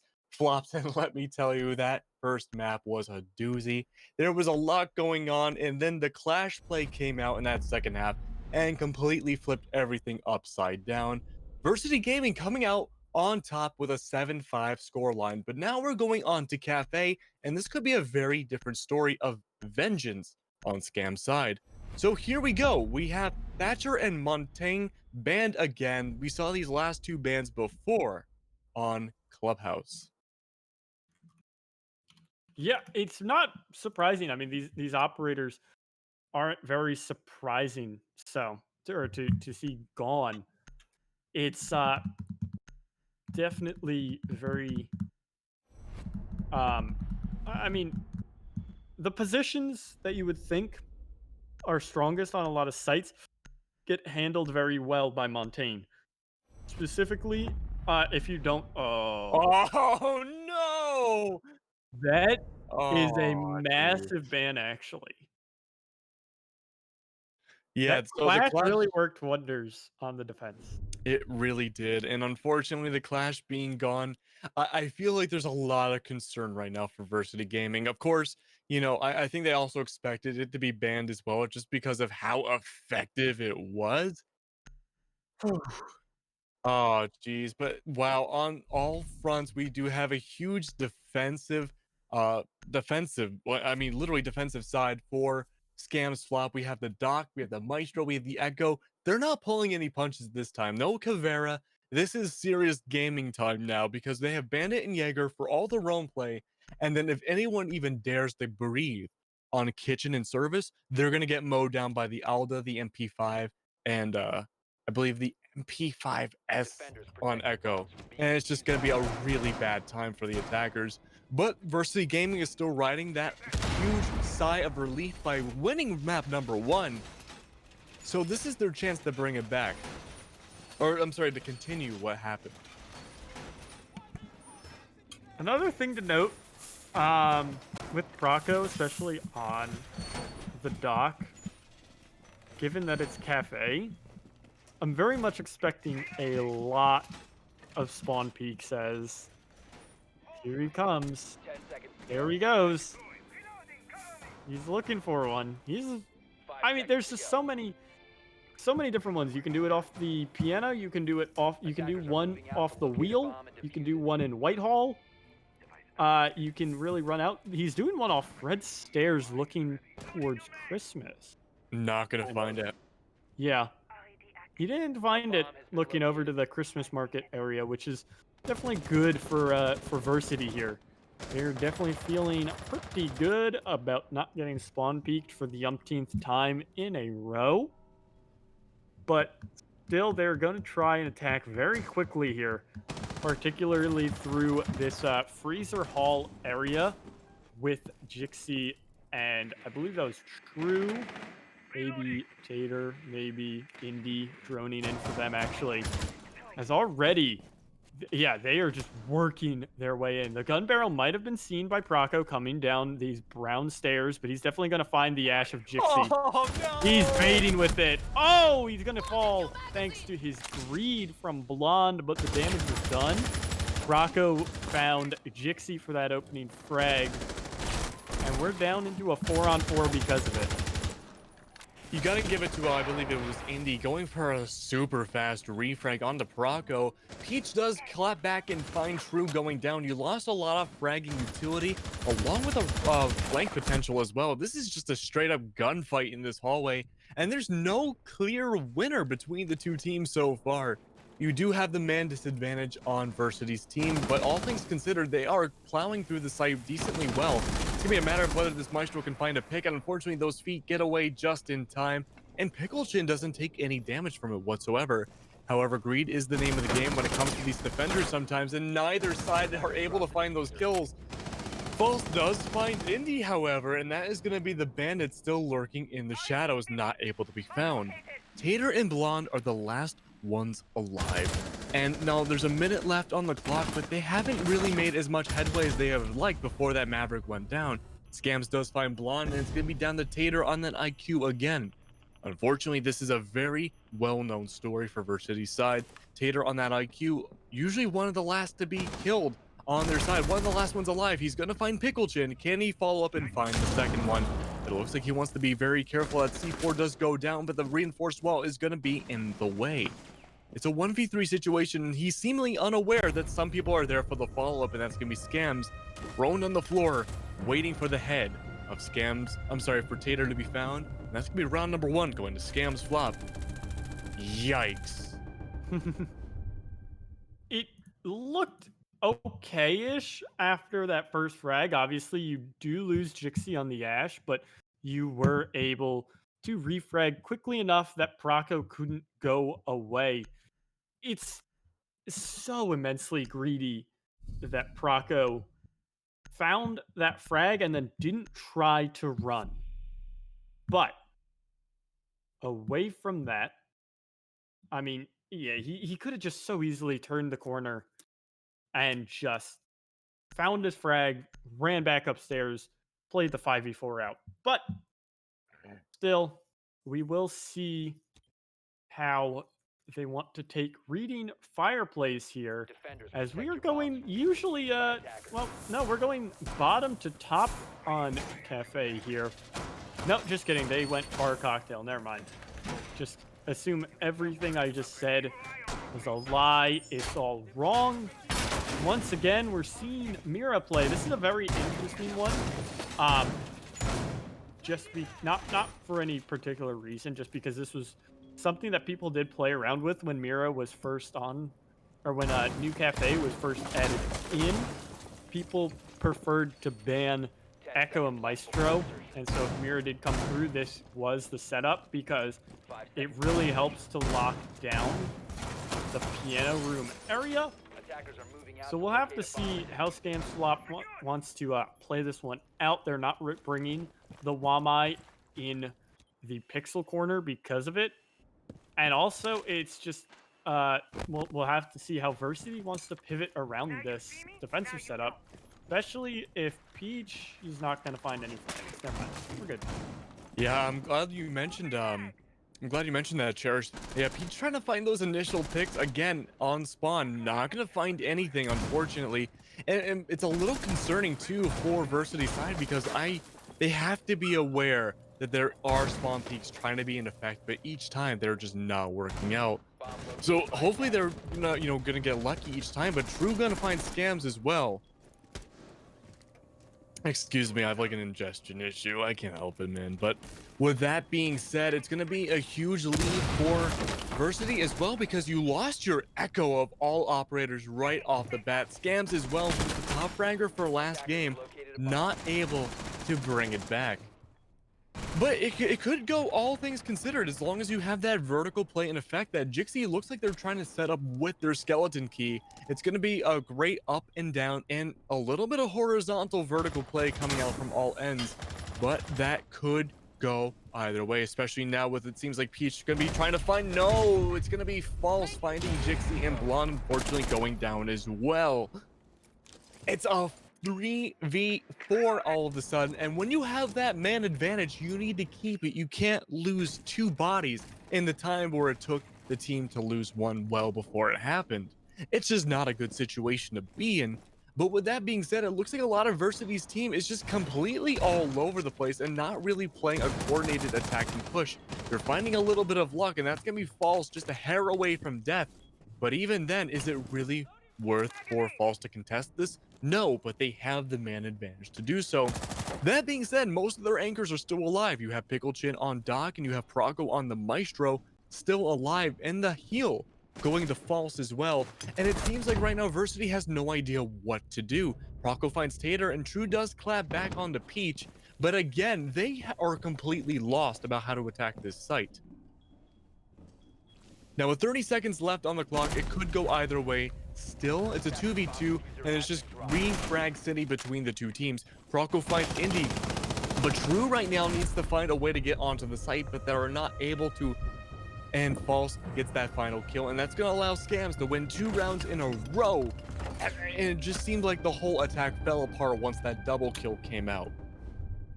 Yeah, for sure. It definitely kind of faltered a bit. Well, not even faltered makes it sound like that there was some opportunity for it to come back, that it's lacking a little bit, but no, that did just outright fall apart. So with that 2-0 here for the defense, we're going to see Reading Fireplace this time through. Pulse yet again from Skams, as the Mozzie is actually going to be stuck off the random pick. We'll have to see if any 6s come out, but none from either side. It's very interesting that Maverick has been the only hard breach being played here by Versity. But away from that, I mean, this has become kind of a growing trend. Maverick is very interesting, to say the least. Attackers need to locate and He, defuse bombs. oh man, I might have just pressed a bug into my microphone. Huh! Ugh. Like a small little fly that that landed on my microphone. I went to crush it, and it like went through the gaps. But anyway, away from that, that is so off topic. So, Maverick has been interesting because a lot of teams have kind of been opting into just playing Maverick as their only hard breacher. And it kind of goes into the same way as to why 10 seconds left. a lot of teams started doing Hibana only. It's not just a comfort for the player, but I mean, Maverick offers so much more than either hard breacher in terms of utility, in terms of you know, he has those frag grenades and he has a much more flexible breaching tool. But with that, he still can offer the same breaching capability that both Thermite and Hibana can offer in their own way, while having the frag grenades and more utility. Skams is going to be found by the IQ with that G8 from Tater. He's taking a couple more shots, but we'll see. This has to be preppy. This is like an age-old thing. Like, this is years old. Jixie is playing on Windows as well. This is really working out well for Versity. Playing off of a lot of Windows and pick plays is already. Now Skams is going to rotate back. Proco finds a nice headshot onto Jixie. Starting to even things out, but not the most. Yeah, I mean, evening things out is kind of the name of the game of this round. So far, we are seeing a 2-body discount when it comes to Skams' side, which is good. You lost out on your Pulse and you lost out on your Mirror, which are 2 really important operators for reading site, especially with all the vertical play that your team, the attacking team, needs to bring out.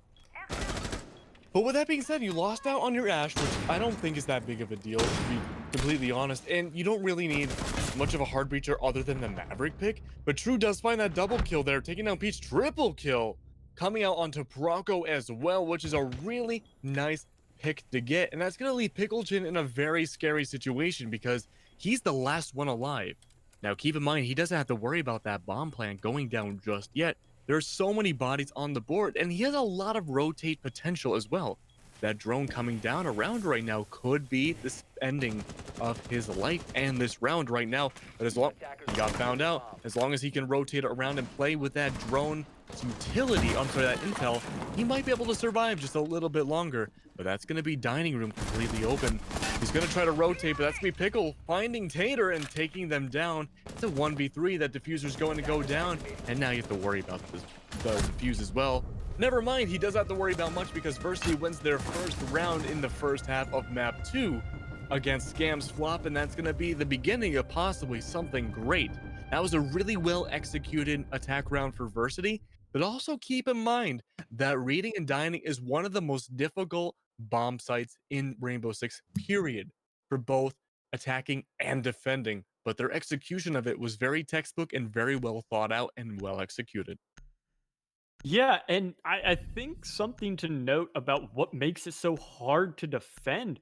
I mean, you say that it makes it hard on both sides, and that is very true. It's because you have to take the upstairs as well as the actual site itself. You have to take Cocktail as well as the main site.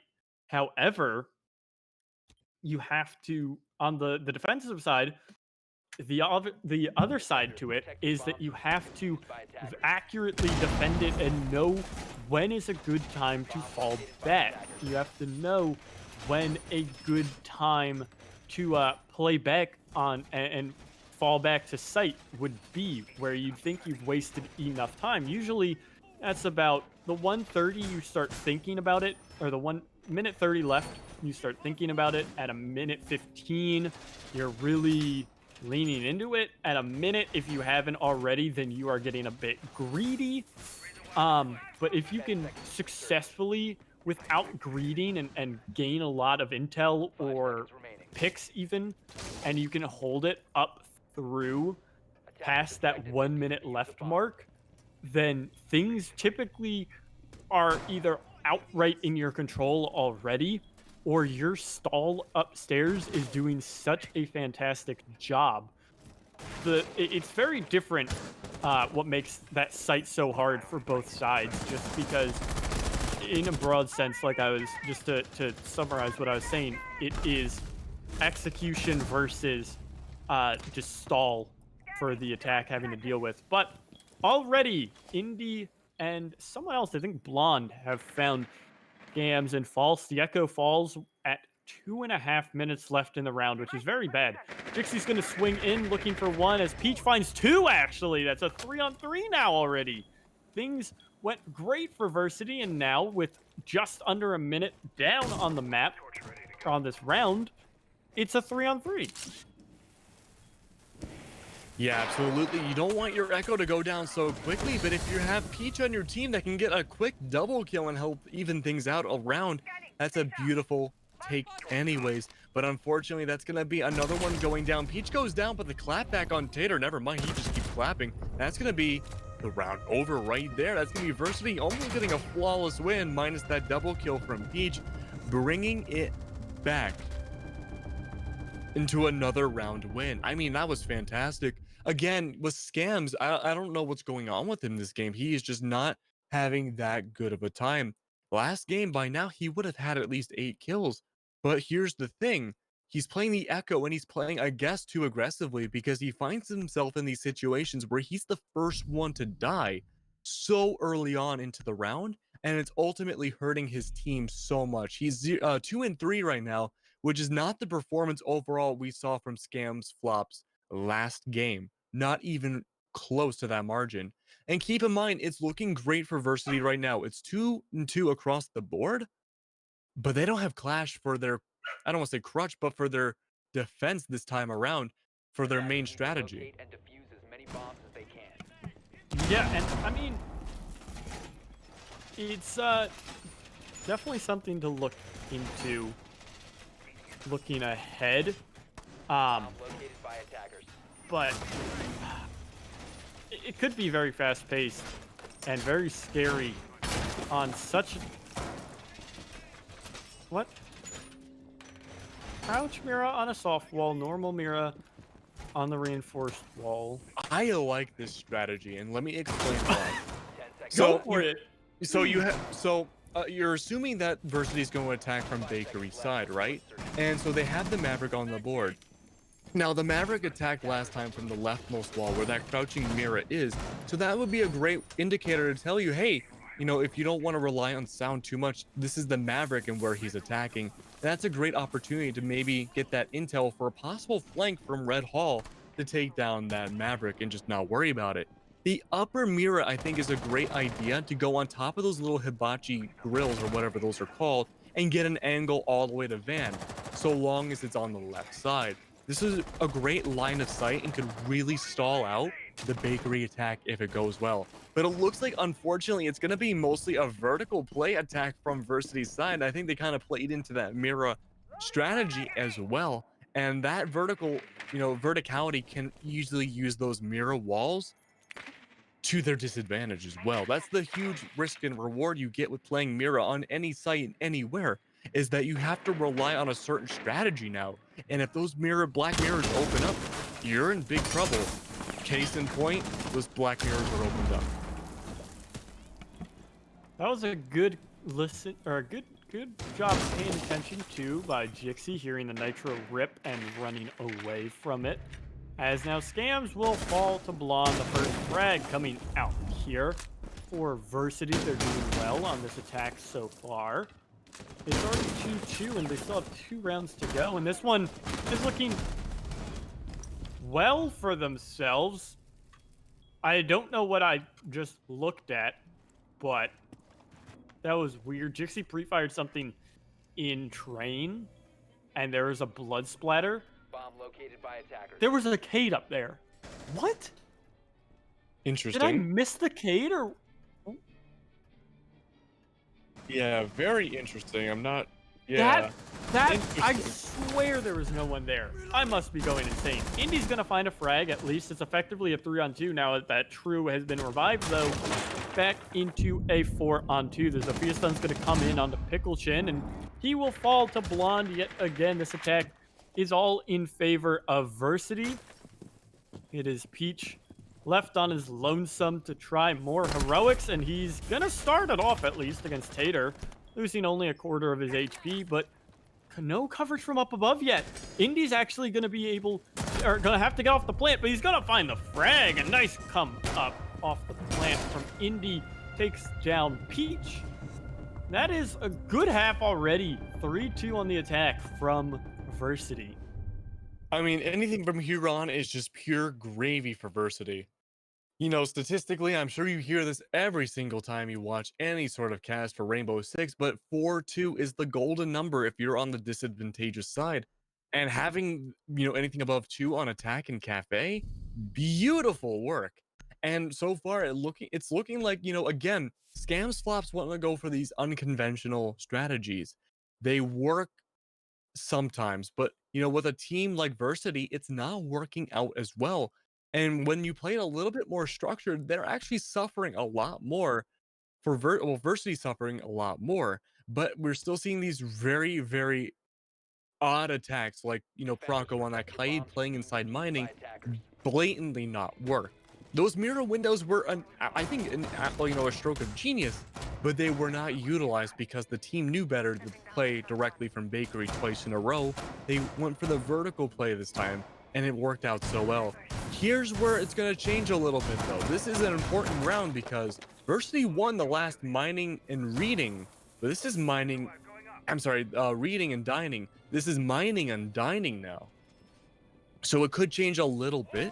You still have the fundamentals of the vertical play, not so much on B site, but you still have a lot of fundamentals of vertical play and a lot of roam clearing you need to do as an attacker. And Peach looks like he's prepped up and ready for those spawn peaks again.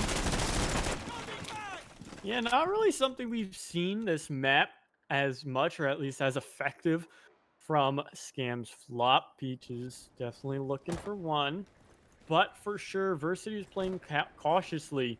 It'll be Peach versus Blonde, and no, it's Indy to find Proco actually first, as Peach is going to get tagged up just a little bit. Slow going so far from Versity. They're taking a lot of time to get into the building, as False is also ready to run out. So is Skams. Skams is going to run out the front door and find one at least on the Tater. A nice headshot, as False has been damaged as well. This is very aggressive play here from Skams flop, as they're using a lot of trickery alongside the alibi and running out a lot of locations to try and play around as best as they can with Versity here. And find whatever picks that they can, as Jixie finds Skams as well, though, downstairs. Looking for 2! Oh, Jixie with a nice lineup. Just Pickle Chin on his own now, as he's going to look for what he can in the 1 versus 4. But this is already insane from Versity. There's a minute 44 left on the clock. You're pickled chin and you are stuck everywhere you go. You want to make your way forwards, but your team just got triple killed off the board by Jixie. You are completely surrounded. You can try to push up through reading room, maybe go around and rotate to the mining site, but again, the whole team is there waiting on those angles. There's effectively nothing you can do at this point. You might be able to pull a rabbit out of a hat, but they're waiting at every single angle, and going into the second half is going to be 4 rounds on the board. 4 and 2, a reverse of what we were expecting, or anyone was statistically expecting for map 2. Versity taking a very nice attacking first half on map 2 against Skams Flops, and now they get to play on defense, only needing 3 rounds to bring it home.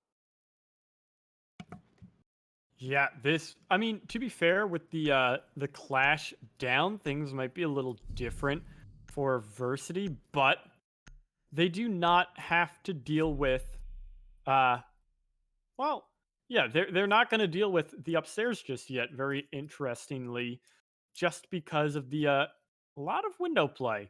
The Amaru is stuck here by Pickle Chin, and I think the Wamai, while it could be argued that it's a good bait, Wamai is like present on every site on this map. He's very strong, so we'll have to see how the Amaru is going to factor into things.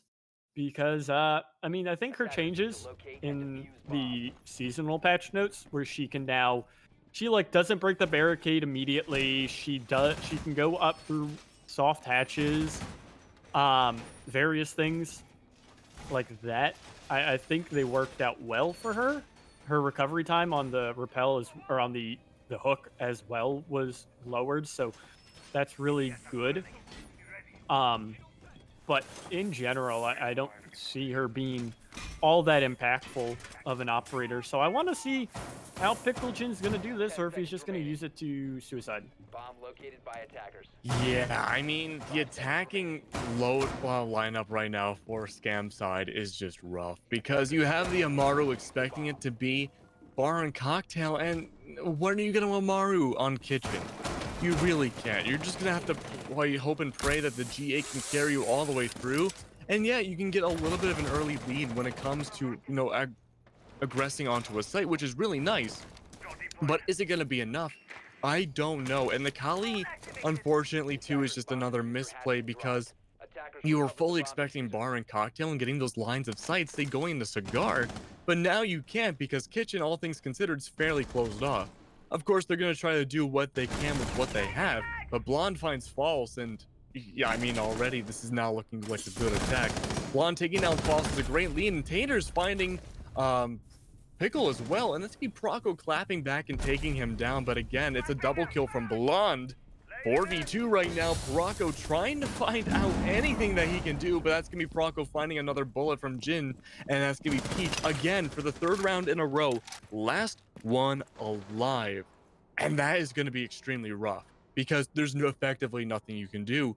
Cherish, I don't know what happened to Scam's team, because they are just not having a good time this game. They had an excellent first half on Clubhouse, and it has just been a downhill slope from here, and we're just about at rock bottom. Yeah, so I was definitely dreading that moment that we would have to sit there for 2 minutes and deal with Scams Flop taking a timeout, but thankfully not. It was just a couple of seconds as the this is an interesting strat. This is 100% them just rushing in through library door. I am already calling it right now. The Nook is going to be replaced by a glass. Interesting. So the mirror comes out as well. The Ella and Lesion are going to work wonders here, should the push I'm expecting come out. But otherwise, this is going to be very interesting, to say the least. It's either going to be, I do think it's going to be, they rappel up to the snow embankment thing on the right, on the like now the left side of your screen, now the bottom. I don't know what that thing is called. Like, it's. I'm not. No, it's fine. I know. Okay. Carpe can't. 10 seconds remaining. It's the bottom of the screen right now. Carpe can't really show 5 more seconds than that, left but before you insertion. climb up there and then you go into the reading room Attackers' outer objective door is to at locate the a bomb bottom and right, defuse it. and you kind of just rush in there, rush into reading room, and take the site like that. That's fully what I'm expecting, but that's not what we're gonna get actually. Man, I was really wrong about that with this lineup. That feels weird. Yeah, it's weird all around. This whole set is weird. I think that's the best way to describe it. We have a Glaz, we have a Ying, we have a Blackbeard, and a Finka. We haven't seen those yet. Any of those picks, really. Well, minus the Ying, we just haven't seen them. But you're right, a full-on rush going down right now through the attackers, and there's really not much else they could have done. True and Pickleton kind of find each other out, and Falls takes down Tater as well. It's a 3v4, and the defenders are not holding up very well with this sudden aggression coming out. They were not expecting this, even though it's happened a lot in the past. Indy does find Falls, however, bringing it to a 3v2, and suddenly what was looking so great for Skams suddenly gets shut down so quickly again. Peach, once again, last one alive, but this time not for very long. Versity finds out Skams, and that's going to be match point for them in map 2, bringing it to possibly a 2-0 win. Definitely very interesting. I was, I look away for 2 seconds and I look back and it's a 3-4. I look away for 2 seconds and it says match point all of a sudden. I was not expecting that. But Versity, like you said, on that 6-2, Amaru Finka Fuse. One of these operators has to stay. Or 2 of them, my bad. Yeah, 2 of it's, them I have to don't know. stay. Oh, Fuse is staying. Fuse is staying. All 3? We got 3. 3 are staying. Okay. Well, I figure that this is the last go of it for Skams Flop. They're kind of just kicking in the towel for this one. Can't really see this operator lineup doing very much more than waste a little bit of time just because there's no heart breach. There's no, I don't know. It's not really a lot to be said about this lineup.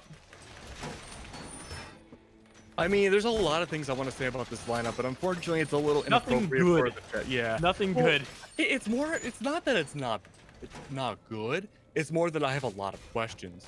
Like bar and cocktail, right? You have the Fuse pick, and which, okay, that's cool. But like, where are you gonna use Fuse on this site? Now, maybe someone with more of a brain than I do can let me know in chat, because most of the walls where you could potentially use Fuse normally are going to be reinforced, and by the time you can utilize Fuse as well, it's way too late in the round, and those soft walls are either destroyed or already being caked over by enemy blood. So it's not a safe position to be in. The Amaru, I genuinely think makes sense. The Capital makes sense. The Finka makes sense. It's the Fuse that really bothers me here. But right away, they are not wasting any time whatsoever. Those attackers are coming up, and it's a bloodbath. A bloodbath that ends in a 4K and, well, a 3K into a team kill. Good lord. I don't think Versity cares anymore. They want this win. They want it more than anything right now. Indy is popping off. And it's not ending just yet. And that's going to be Indy looking for another one. He's going to be blinded out, but Indy doesn't care. He gets another one. And that is going to be a 2-0 win over Skams Flops. Tonight has been the night of upsets, ladies and gentlemen. Dojo not taking it back home. Skams Flops not taking it home. They were your champions for last week. Gonna be going home with their tails between their legs this time. Wow, what an upsetting week. But Versity played out of their minds. They had such a rough time in the beginning, but they discovered what they were doing wrong and brought it back home. They did so well. And it's not even like, this is the reason this is a big upset, especially to me, is sure it was very hard fought on Clubhouse, but on Cafe, that was a thrashing. I mean, we saw a flawless site rotation from Versity on the second half, and they took the attack half 4-2. They very solidly beat down on Cafe there. So we'll have to see if we're gonna get an interview. We'll be checking in with Versity. But yeah, um, for sure, definitely a surprising day, and it'll be very interesting. We'll jump to a short break before we get in the call with True. But thank you for joining us. We'll take that short couple of minutes and see you then. So stick around for that.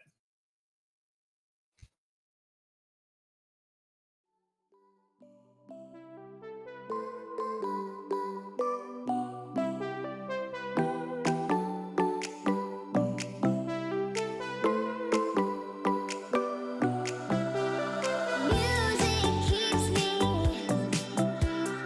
on alone. You got the feeling. The music keeps me singing.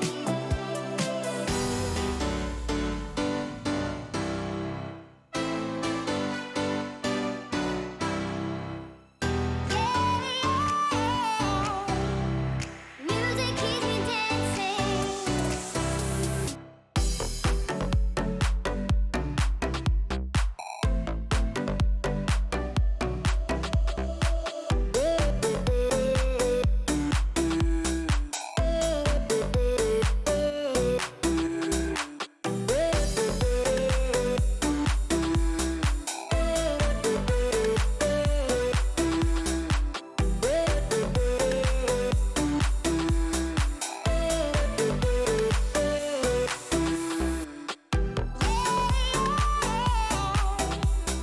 Music keeps me dancing.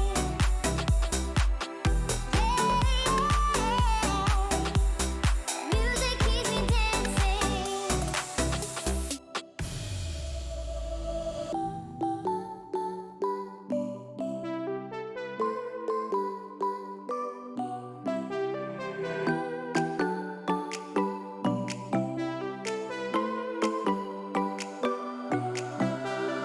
Music keeps me on alone. You got the feeling. The music keeps me singing.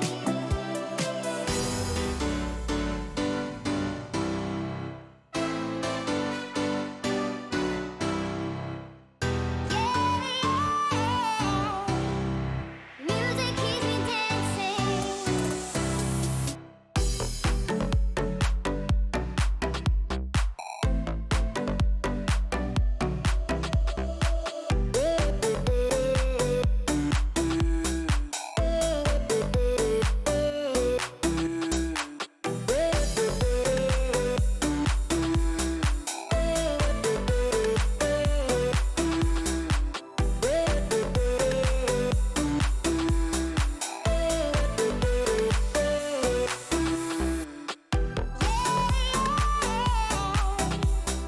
Music keeps me dancing.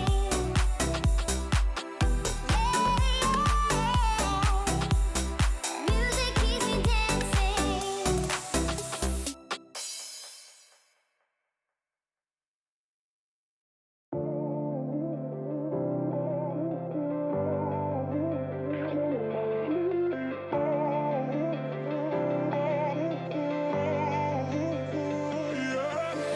Ain't no love like a real love, but it goes so fast.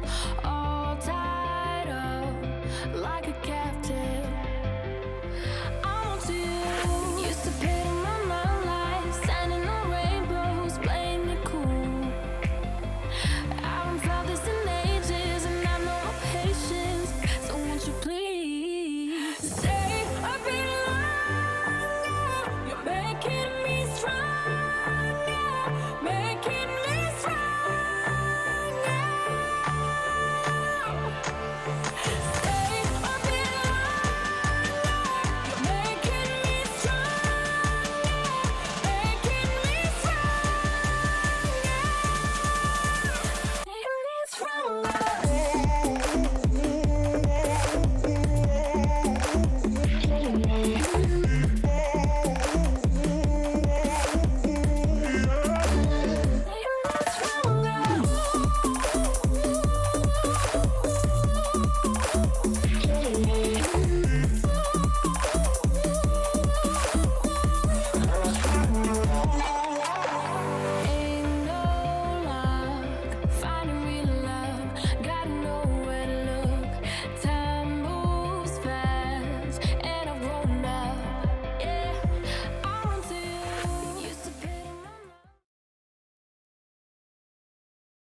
All right, and welcome back.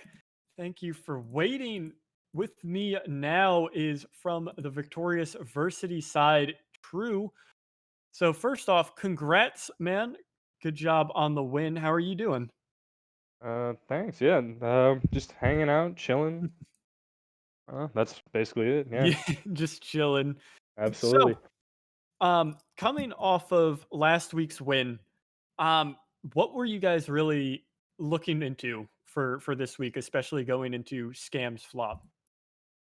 We knew they were gonna play aggressive. We didn't know they were gonna play that aggressive. Let's get that one straight. But we knew they were gonna play kind of like aggro, and we honestly we tend to not do very well against those types of teams. I mean, I don't. It's just kind of one of our fatal flaws. Of I feel like we're a little slower and more methodical, and so Mhm. definitely caught us off guard to begin with. But really, this week we just wanted to work on playing better against the aggressive teams and maybe not playing into their strengths, which is like we chased a lot last week and we kind of didn't trade out as much as we wanted to.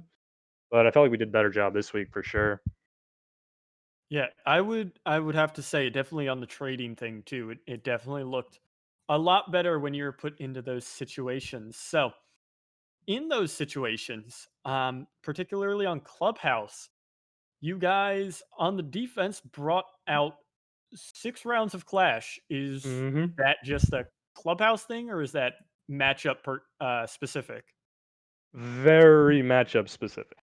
Uh, Basically, we just said, bring the traps, bring it out.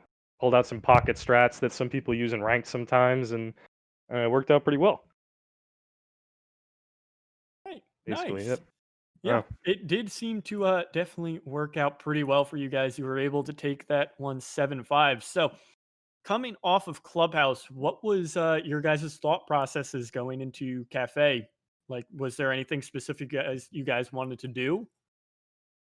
yeah, just stick together and don't spawn Christmas market was pretty much the thing. But we knew our attacks on Cafe are they're getting better. We're definitely just bringing more utility, better with our drones, and we knew they were going to play aggressive. The first map totally caught us off guard, but I think that second time around we were fine.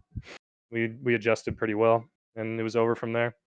Yeah, you guys did for sure. So, looking ahead into coming weeks, uh, I mean, genuinely, do you guys just see yourselves as having what it takes to be top two, if not even the best in contender? For sure. I mean, I knew we had it. It's just kind of unfortunate timing for some roster changes and real life stuff sometimes is really what holds us back during the playoffs. But I feel like this roster finally had a time to like gel together and now we're playing together a lot better. So gun skill wise, I think we're one of the top teams, if not the top team. And then coordination wise, I just think we're on another level. But All that's right, it. nice. Well, I am definitely looking forward to watching you guys in the coming weeks. I believe next week on the board you have. Give me a second. I'll eventually find it. You guys have premiere next Wednesday, so I'll get to see you again next week, hopefully. Nice. So we'll see you for that. But otherwise, thank you for joining us. Good job again tonight. And outside after that, that will do it for us. So we saw 7-5, 7-2 from Versity able to win out against Scams Flop, cementing themselves as definitely the team to beat, I think, in contender. But with that, join us tomorrow for more contender action. And that'll do it for us tonight. So thank you for watching, and everyone have a good night.